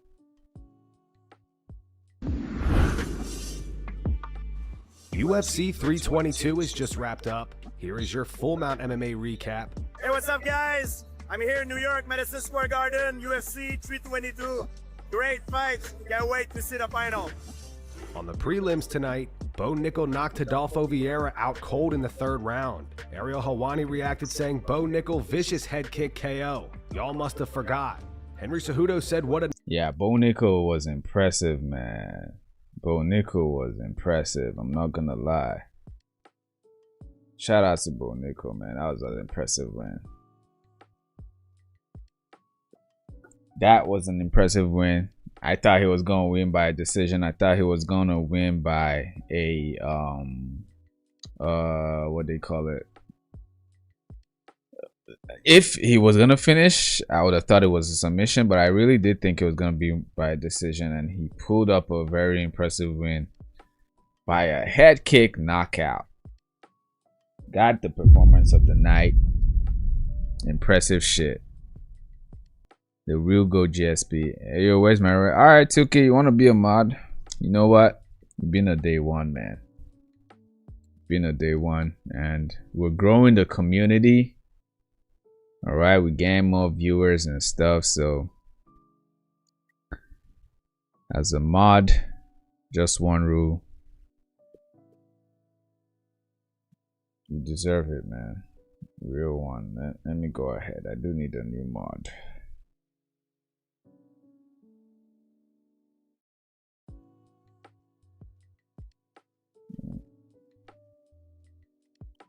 All right, 1 second, 1 second.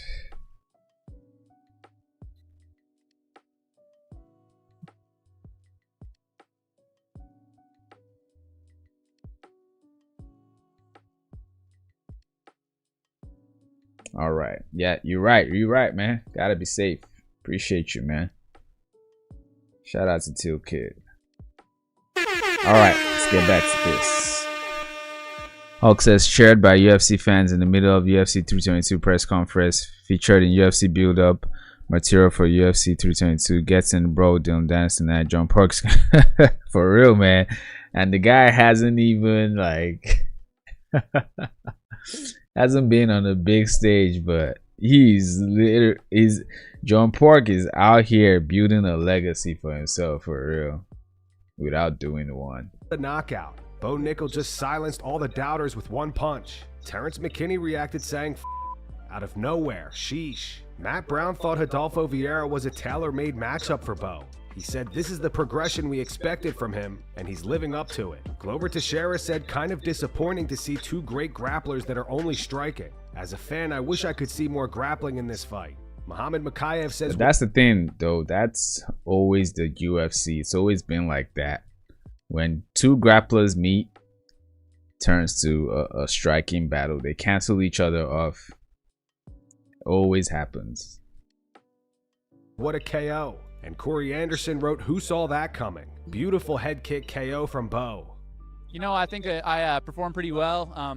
This camp was really big for me, just on the development side of things. I think I made a lot of improvements, a lot of gains, and I was happy to be able to show them out there in the octagon. You know, most of all, I just had fun. I enjoyed it, so yeah, I had a good time. To be honest, I felt like you know, I had something to prove. I had a little bit of a chip on my shoulder, and I'm glad that I was able to get some motivation out of that loss, but also, I didn't lose confidence in myself, and I didn't lose that belief in myself. I think that's just been instilled in me since I was 5 years old, so it's going to take a lot more than that to break me, and I was able to go out there and do my thing, and now I'm just looking forward to getting back home, seeing my wife and my kids. I mean, I was just going out there to fight. I was going out there to win the fight, to dominate, to do damage, and I think that all the skills and the positioning and the control that I had been working on this camp, it was all shown out there, and yeah, I mean, honestly, like, I felt bad for having to bust them up like that, because it's a tough thing. Like, I don't like hurting people, but that's just part of the sport, and it's what you got to do. So it's what we sign up for, and yeah, the strategy, the discipline, the consistency, work ethic, everything that it takes to be a world-class fighter, that's the stuff I love. But the doing the damage. Oh yeah, I do watch Full Mount, man. I think they're the best at like quickly wrapping up quick news and stuff like that.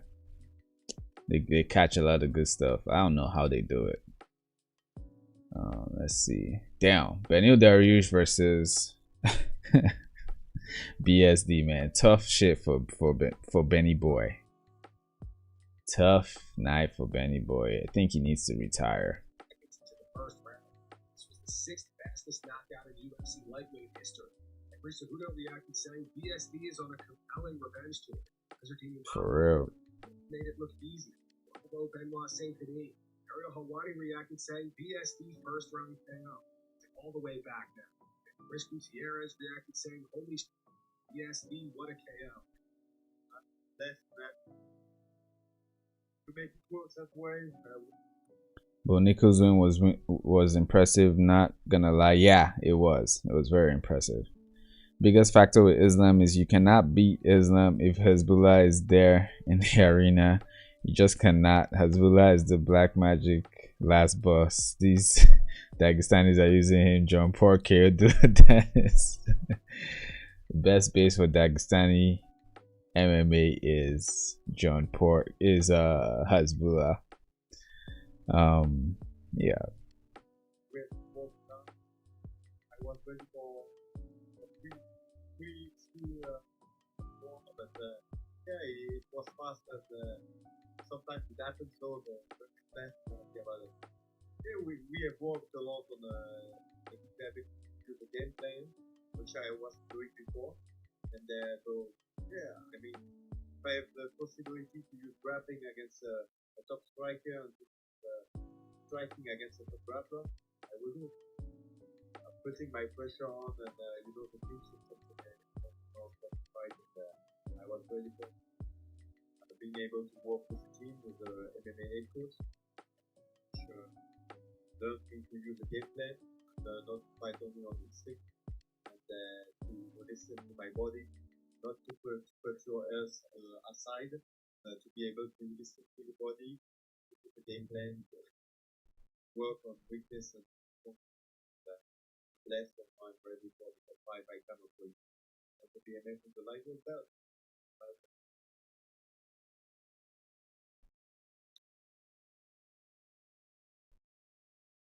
Oh, the fighting nerds reacting to Carlos Prates KO. I'm sure they're happy. Yeah, their camp is back on a win streak. Prates came through, man. Be on his third straight loss. With this win, Prates improves to 6-0 in the UFC. All 6 victories have come by knockout. Here was Jean Silva and Caio Bahaio's live reaction.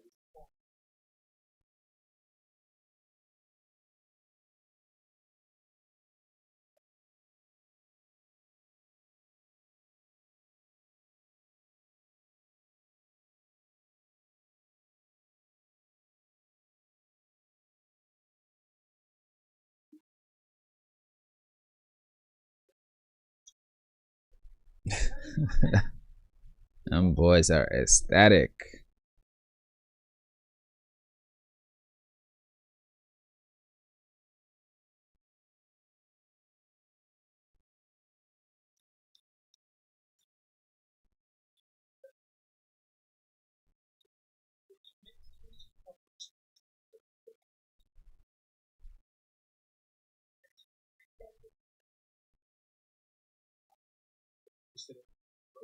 We have adopted new training measures. Whoever did put a photo of him and Silva drinking and smoking cigarettes. We have adopted new training measures. Whoever disagrees is crazy. John Silva reposted it. Champion of the fighting nerds is coming. Ariel Helwani reacted saying that's 2 KOs in a row for Prates against fighters who have never been KO'd. Fighting nerds back on top. Alan Jovan says my networks for that. Matt Brown reacted saying been giving praise to Prates for a long time. Living up to the hype. Hope he reaches his peak before the SIGs and booze catch up to it. Gilbert Burns says, wow, Carlos Prates. Luis Cejudo said, don't be surprised if Prates' next fight is for welterweight gold. Remember when I said Usman was impressed and was like, yeah, I don't think I want none of that. Yeah, crazy knockout, man. Just like they said, against someone who has never been knocked out. Crazy.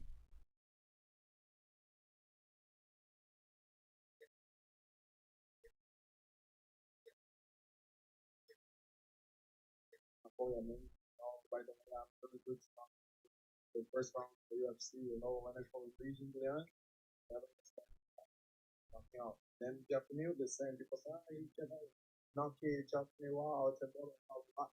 And now, Leo Edwards, knocking out also. I respect to this guy, but that's my job. That's why I do since my 16 years old. 6 wins, yeah. 6 wins, 6 bonus. Alright. It's good, and also really can't wait to go back to the octagon and play something. I work so hard for this, and years, I getting everything what I did before, I worked for being see that guys from make a lot of money. I'm really happy for the moment. Like many guys do well.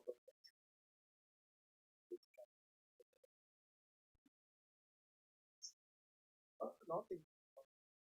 Just was thinking about to hurt him. When you find out Islam doesn't have true, that is so true. I do be forgetting Islam doesn't have a nickname. Even Habib had a nickname. Don't get finished. Don't get like finished. Michael Morales defeated Sean Brady via TKO in the first round. This remains undefeated at 19-0. He's just 25 years old. Bob Muhammad reacted saying, told you this kid's good. Gilbert Burns says, wow, Morales. Max Holloway says, what a main card so far. Finishes. Fans are spoiled. Finney reacted saying, Morales versus Prates, please and thank you. How does Morales make 170? Sheesh. Adrian Yanez says, welterweight division is getting really damn good. Ariel Helwani writes, Michael Morales. Getting really damn good. That shit is it's been been way past good a long time ago. Yanez says welterweight division is getting really damn good. Ariel Hawani writes Michael Morales has officially arrived. TKO's Brady in the first. Brown says welterweight division has always been savage. Is it blowing up now with more killers than ever? Bree Anderson reacted saying Morales was manipulating his range beautifully. Brady believes he was closer than he was, then make him pay for it after he punched. Love my guy Brady, but man, what a performance by Morales. Kenny Florian says, damn, Morales looked on point, kept his range, stayed busy behind the jab. Was accurate when he struck. Never let Brady get started. You know what this for you? You gotta listen to Mama, man. She is the promoter behind me. I am in my essence, you know. You gotta listen to Mom, otherwise, she's the one hitting me. Very happy with it. So Michael Morales' parents, here, check this out. Michael Morales, both his parents are judo black belts. Crazy shit. And we've not even seen the extent of his grappling, right? As impressive as Morales is, we've not really seen the extent of his full capabilities, which is very interesting. To me, he's the most interesting matchup against Islam. Of course, Shavkat, but realistically speaking, like I said, I think Shavkat will need one more win. And I think it's fair to say we know Shavkat's full arsenal. Morales has been so impressive that we don't even know how he looks on the ground yet. Tonight, Valentina Shevchenko defeated Zhang Weili via unanimous decision. Is still the UFC Women's Flyweight Champion. Valentina reacted saying Valentina is the best in the world. Teresa Huda wants to see Mackenzie Dern versus Zhang Weili next. BJ Penn says Valentina is the GOAT. This is I told the of martial arts when there is opponents like super hard in the weight class and against another opponent, but when they are here in front of me, they cannot do anything. This is the art of martial arts. For the main event, Islam Makhachev defeated Della Maddalena via unanimous decision to become the new UFC welterweight champion. Islam has won 16 straight fights, tying Anderson Silva for the longest win streak in UFC history. Afterwards, he said he wants to fight on the White House card. William Taporia reacted saying Jack needs an entire camp dedicated to just wrestling. What a disappointment of a champion. You should go to Georgia to learn something. Islam, you need something you can't train. Motion. You're the most boring thing in this game. Every day I'm more certain I put you to sleep. Reacted saying congrats to Team Habib and Islam Makhachev. Double champ. Damn, why is Ilya such a hater though? Like, bro, just say congrats and, you know, we should fight. Like, that was some hating ass shit. How can you call Islam the most boring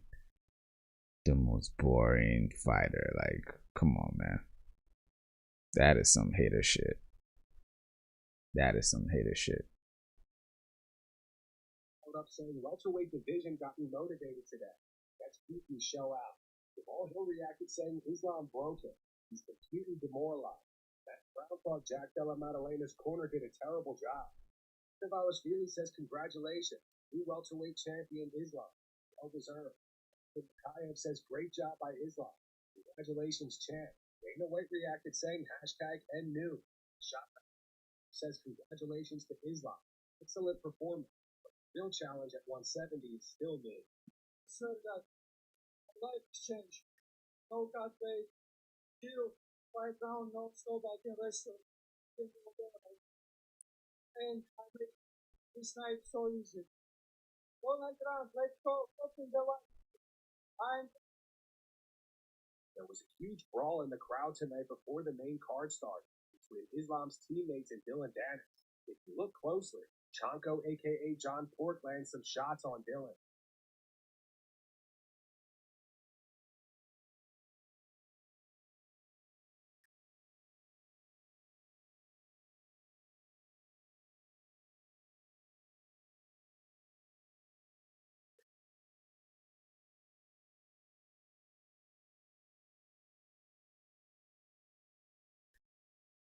That's going to wrap it up for the news. Thanks for watching. For daily MMA news and content, subscribe to Full Mount MMA. Click the bell icon to be notified when we post videos. Here are the 3 top comments from last video. First one. All right. Let's check out one more thing. Appreciate you guys tuning in, man. Hit that like button, alright? We're almost done. Champion Islam. There was so much leading into this fight. Before we talk about the matchup, what was it like for you to walk first? It's something you haven't done for a while. You had to wait for your opponent to make his way to the octagon. So happy about that.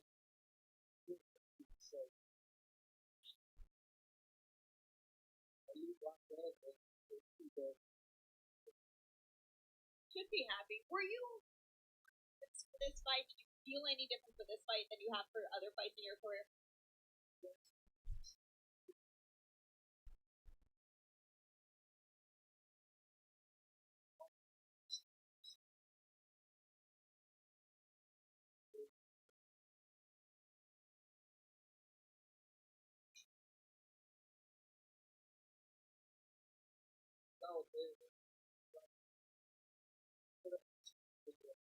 It's like many years.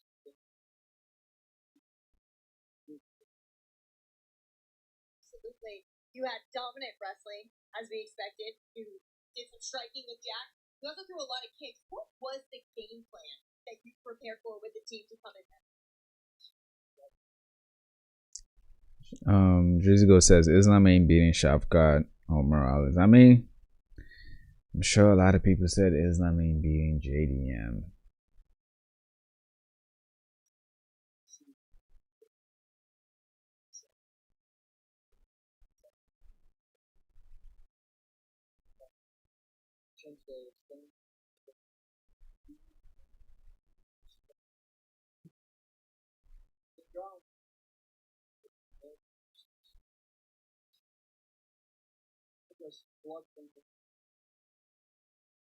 Where did he rank in terms of challenges from opponents?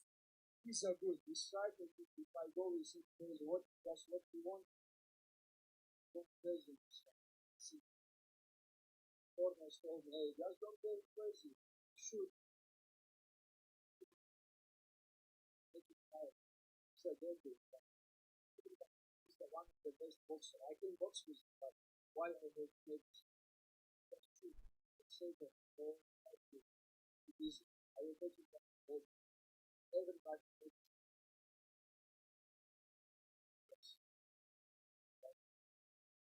Oh, the plan. We still can't stop it. I loved watching Khabib corner you because whenever you were striking, he seemed a little unhappy, and then as soon as you would get a takedown, he'd pound on the octagon. I did, and Khabib made what my striking. I can strike with anyone, but they say, hey, take him down. Don't be to go hard. Do you ever watch videos back of Khabib cornering you? Because he's so passionate, he seems like a little nervous too. Don't put the microphone there. Don't the camera. Says, if you don't hold because of us and because of you.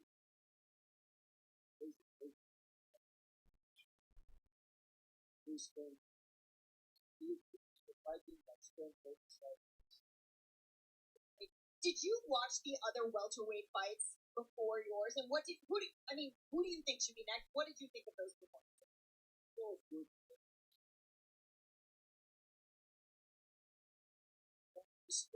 Good job today, but I don't see it.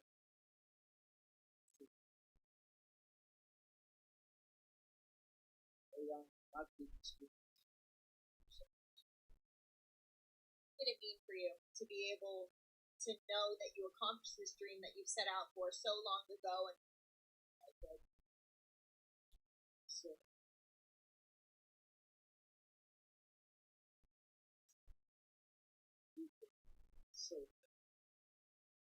no, you're very excited to get back. What's the plan? Victorious once again. What happened? What's the upgrade of the farm?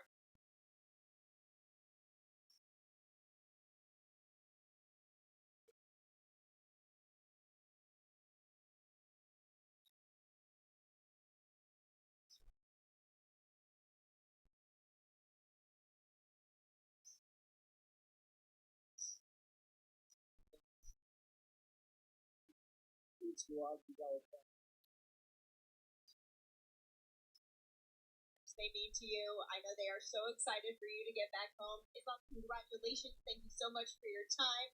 A champ, well deserved. We'll see you at the next one.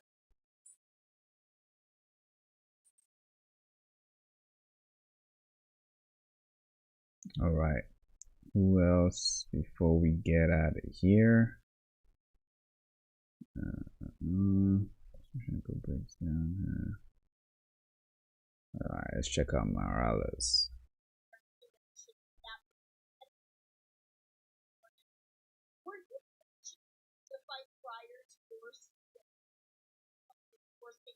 Champion Leon Edwards. Very important to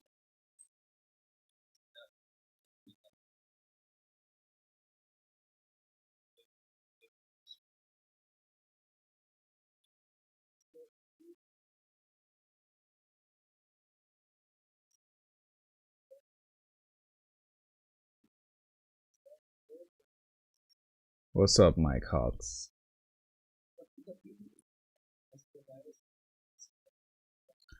Oh yeah, 2K. This most of my live streams, I don't even plan on monetizing them. So appreciate you. I get I'm still allowed to view it, but they can't be monetized. Some of them can be, but I don't try to monetize my live streams except it's for, you know, super chats and things like that. That's why I don't really put ads on my live streams. Yeah, just to make it as engaging and as enjoyable as possible. This Morales is the real deal. Him versus Carlos Prates has to be next, and I think he sleeps Prates. Yeah, man, the guy is just big, man. That's a hard one. That would be a banger. It's definitely going to end in a finish. But I don't know, unless it seems like a lot of people missed it. But Dana did say the winner between Morales and Brady is fighting Islam. But I feel like people just want Islam to fight Ilya. That is the biggest fight for Islam for sure. So Shevchenko versus Islam is a massive fight. Oh, Mike Hawks, you said you can't hear the audio? Okay, I'll turn it up. Shevchenko versus Islam is a massive fight at 170. Morales, Prates, 50-50. Yeah. Shevchenko versus Islam. Yeah, it is. I think the biggest fight for Islam is definitely Ilya. At welterweight, yeah, it's Shevchenko, but Shevchenko has just been away for too long, and he's not gonna fight for a belt after having a close fight with Ian Gary. That's not gonna happen, unfortunately. Not with the long layoff. Shevchenko versus Morales, Prates 50. Yeah, it is 50-50 in my opinion. Yeah, Morales. I don't know if I would say Prates is the better striker and Morales boxer. Morales is a good striker as well, and he utilizes all his tools. It's just the opponents he's faced so far. He's fought them perfectly. He's done exactly what he needs to do. But like I said, I just feel like Morales has so many more in his tool bag that we haven't seen, which is what makes him very exciting. I feel like there's a lot more that he can do that he hasn't really shown us, in my opinion. Prates, yeah, Prates is the real deal, man. Turns out Prates is actually the best fighting nerd. Took me a while for me to realize that for sure. Yeah, I got to watch it. I was kind of following his fight as I was warming up, and I listened. He did his thing. I did my title. He's won the championship title. Absolutely, and we'll talk about that in a minute. So, I think Sean Brady is known as such a difficult out for anybody he faces. He's only tasted defeat one time before. In your expectation for the preparation, at least speaking our fighters, it sounded like you did think this was going to be grappling heavy. But when you got out there, what made the difference? What made the difference is my guy was a giant and towering over Sean Brady. That is what made the difference. Like,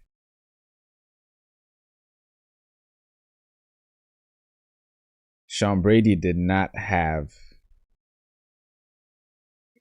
He couldn't handle that size difference, man.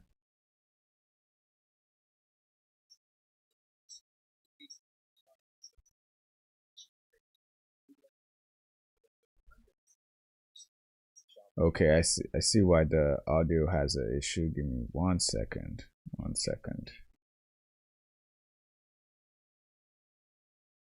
de producción y hablaste con nosotros, hablaba que pensaba que iba a hacer mucho grappling, que iba All a right, we back. implementar su lucha, que eso. Pero, ¿qué pasó ahí? Porque fue de la manera como fue distinto, ¿no? Pegué duro, lo único que puedo decir, lo golpeé muy duro, era lo que iba a hacer. Le dije yo que quería noquear el primer round, es lo que hice, cumplí con mi palabra. Me preparo siempre mentalmente para todo. Me quieren tumbar, me quieren derribar, jiu-jitsear, lo que sea. Siempre estoy listo para seguir golpeando duro, no importa de principio a final. Y eso pasó. Él tenía un plan, yo tenía el mío y pues todo salió pues como yo lo quería. I hit him hard. That's what happened. I hit him hard from the start. And everybody, they always have a plan. They always have come with something. Obviously, he came with a strategy, and the plan was, and everyone tries to do it. They try to tumble me. They try. Prates is a former champion in Muay Thai, I believe. I don't think Morales is. Yeah, I mean, so what? Cejudo's a former Olympic champion. Look what Aljamain did to him. You know, doesn't really matter, does it, if we're talking MMA and the way they mix it up. But not to say that accolade is not important. It definitely is. It shows you how skilled they are, but MMA, mixing it up in MMA is different. I think Morales has better grappling than Prates by far. And like I said, his parents, both his father and his mother, both Morales' father and mother are judo black belts. There's no way I'm imagining he's not good with judo or some type of grappling. And I think if Prates even gives him the slightest challenge on the feet, he will mix it up. He just hasn't had to because he's just so lethal with his hands. But Morales just finished the guy that finished Leon before Prates did, so he had the edge for sure. So Ilya versus Paddy next. What the hell does that have to do with Ilya versus Paddy, Drizzy Goat? And that's MMA math. Shavkat has been through a lot in this last year. He'll come back very soon, but I think he should at least have 1 or 2 fights in his belt before coming against Islam. Yeah, I totally agree. His family unfortunately wasn't an accident, but thank God they're okay. Everybody's fine. He's back training and he's gonna be back soon for sure. Buckley was shouting, Buckley was calling him out. So he might take that fight. That would be a good quote-unquote tune-up fight, even though I feel like there's no tune-up fights at the welterweight division. But you know, that would be a good fight for him to get back to. It's either that or fighting the winner between Shavkat and Belal. It's either that. I don't know if they're gonna make a rematch with Ian Gary. Sorry, I meant the fight between Gary and Belal. I don't know if they'll make the rematch with Ian Gary, but if Belal somehow wins, then him versus Shavkat will make sense. So I see Shavkat fighting either Buckley or most likely Buckley, honestly speaking, because when we look at the rankings, which I think we already did earlier, but let me just remind myself, Shavkat is still number 3. So yeah, either Brady or Buckley. I think Shavkat has to beat one of these guys before he can get back into the title discussion. But yep, for now, he definitely needs one before the belt, 100%. Judo to take me down. They try to take me down, and listen, he had a plan, and I had a plan, and everything went out the way I wanted. It certainly did. And it happened in front of mom. What was that experience like for you? Es seguro y fue enfrente de tu mamá. ¿Y cómo te sentiste con eso? Muy contento, agradecido con Dios por la oportunidad de ganar frente a mi mamá, frente a mi familia entera, porque estaban mis primos, mis tíos, todos estaban con ella. Jesus gonna say, you think that big Suk Tom will KO Gun in the rematch? I think Tom might come for revenge, man. I think a lot of people are overblowing that first round. Gun was winning the first round, but it wasn't dominant. It was very close. It was very close. Tomas Mano was having good moments too. And Ciryl Gane always wins the first round of all his fights. So yeah, I still got Tom winning the second round for sure. Trust me, all the flack that he got from getting eye poked, which is crazy, he's gonna turn that into something else, man. He's gonna come for revenge against Gane. But I will admit that fight will be closer than I thought. Gane was looking really good, and he definitely won that round, but I feel like people are exaggerating how much he won it by. Yeah, ain't nothing wrong with matchmaking, man. I was like, that was just a crazy transition. But yeah, I think man, we might hear Ilya versus Paddy or Ilya versus Gaethje. I heard a rumor about Ilya versus Gaethje, but it doesn't seem like that's true. Either way, I'm sure it's gonna be next year, but I think Ilya versus Paddy is the biggest fight for sure. But of course, Amar Sarikan is facing Dan Hooker. If Hooker wins, there's no way they're giving him the shot. If Sarikan wins, yeah, but that would be too long for Ilya to wait. So either Ilya versus Paddy or Ilya versus Gaethje. I prefer Paddy, honestly speaking. I prefer that fight. Gaethje has just had enough title shots, in my opinion. Ella cuidándola, y pues ella, mamá está loquita. Ella disfruta de su hijo, disfruta todo lo que estoy agradecido. She's there. It's not just her, actually. You got her, you got some cousins, got uncles. Everybody's there. Listen, my mom, she goes crazy with these fights. I would say she gets into the fight with me. So we had a great time, and right now it's time to celebrate with the whole family. Yeah, his mom is a fighter, man. This man comes from a family of fighters. No, absolutely. What happens next? I know that you want a shot at the title. I talked to Carlos a couple of minutes ago. He said he does as well. But are you also open to potentially having a matchup between the two of you to see who would be next in line? El próximo reto, porque tú quieres el cinturón, ella acaba de hablar con Carlos. Carlos también quiere el cinturón y es posible que ustedes se crucen. O sea, ¿qué pasó? Lo que tenga que ser, no me importa si peleo con Prates, Ian Gary, Belal, I don't know, o sea, el que sea. Estoy listo, solo quiero que me den chance de recuperarme, de celebrar Navidades, de pegar las fiestas en casa y volver a entrenar y otra vez. Pero yo pedí algo, es el título, y Dana dijo, pues, el que, no sé, él dijo, seguro uno de ustedes lleva el título y pues yo ya estoy listo para lo que me toca. Listen, whoever's next, right? I want that title, and whoever's me. Is it Prates? Is it going to be Belal? Is it going to be Gary? It doesn't matter. As Dana said, we get the shot at the title. I did what I needed to do, and I just want to have an opportunity to recover, to enjoy, and after the fight, enjoy the holidays with my family, and I'll be ready for the fight. And whoever he puts in front of me, Dana chooses it, we'll go at it. Listen, we'll be ready to watch, but before I let you go, I know you're staying in New York or in the New York area for a little bit longer. You're going to watch the Ecuadorian national team play, I believe. What do you think your reception is going to be from those players? All right, so Morales is down for anything. All right, guys, I think that is it for the night. Appreciate you guys for tuning in.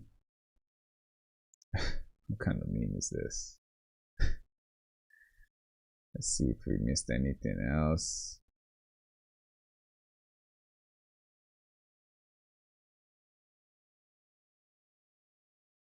Is when Leon was landing his bullshit shots to Prates. He was like, oh. This is what Prates was saying while Leon was landing those shots. Oh, brother, this guy stinks! Tuki says, yep, just looked it up. Prates is a former champion Montana, has over 100 fights in him. Morales was never a champion that discipline, but does have a better boxing. I think, like I said, I think he has good grappling. I think that will be the difference. They're both good strikers at the end of the day. I think it'll come down to the grappling exchange. Prates KOs. Yeah, Prates almost finished Gary. But Gary dominated most of that fight.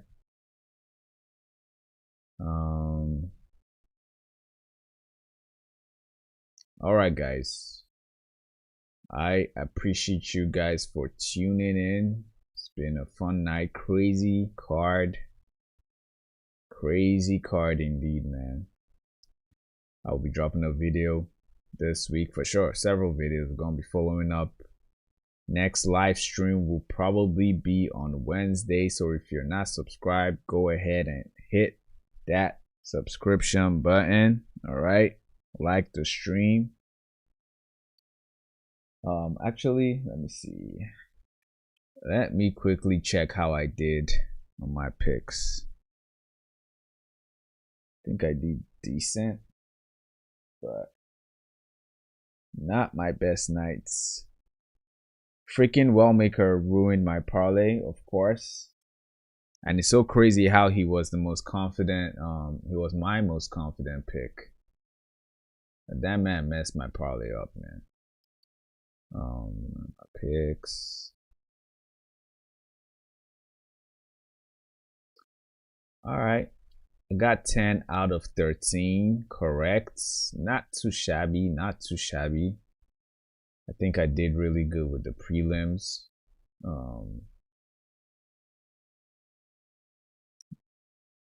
Yeah, Miles Morales, Miles' parents are grappling champion, judo black belts. His mom and his dad. Yeah. So that's why I believe he has the grappling background that he just hasn't had the opportunity to show us yet. Where are the picks? So no need counting the ones I got right. The only people I got wrong was Sean Brady, Leon Edwards, and Chepe Marisco. Everybody else I got right. Bro, I actually got Benoit Saint-Denis knocking out Benil Dariush in round 1. That was my prediction. I also got Blanchfield getting a submission against Tracy Cortez in round 2. Drizigo, how can you look at this pick and call me a rookie? Are you crazy?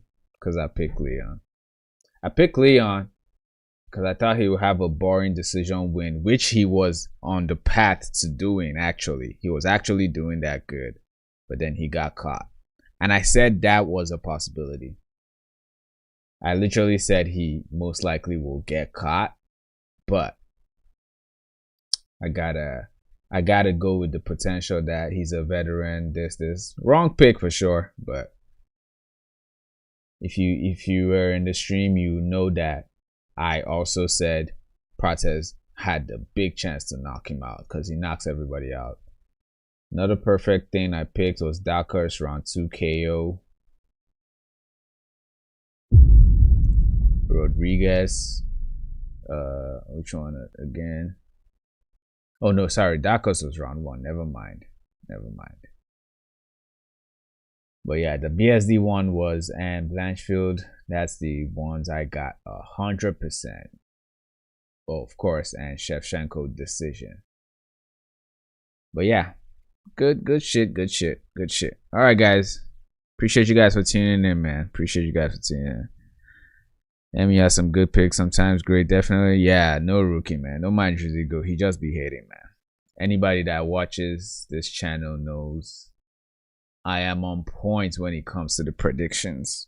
Not just the picks, you know. Anybody can make picks, but the way I break down the fights, like, even though my pick is wrong, most times the fight plays out the way I thought it would, even though I get surprised a lot.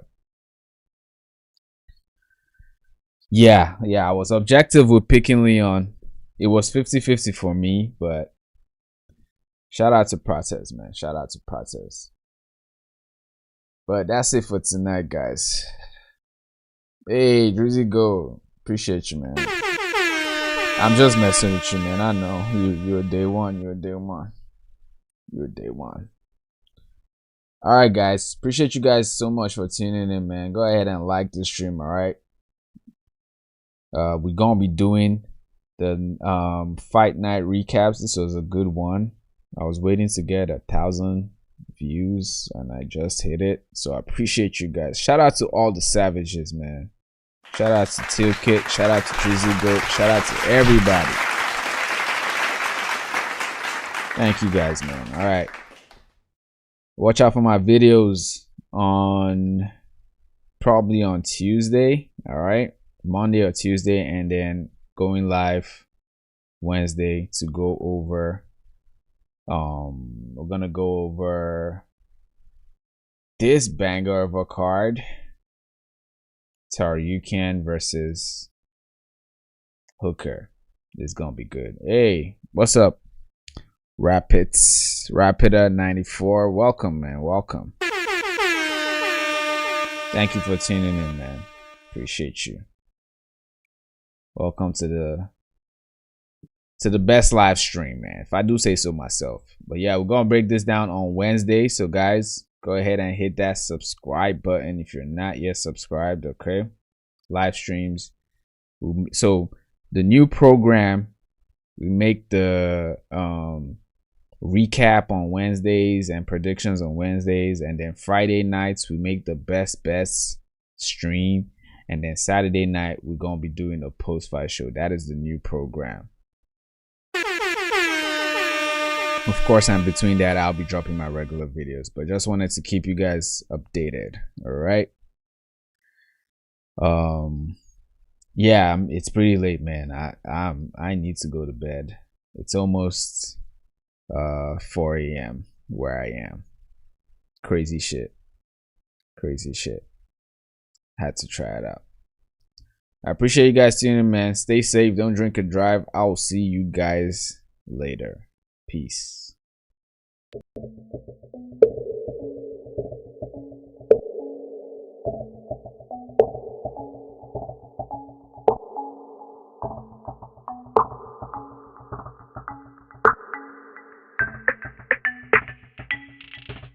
Selfie.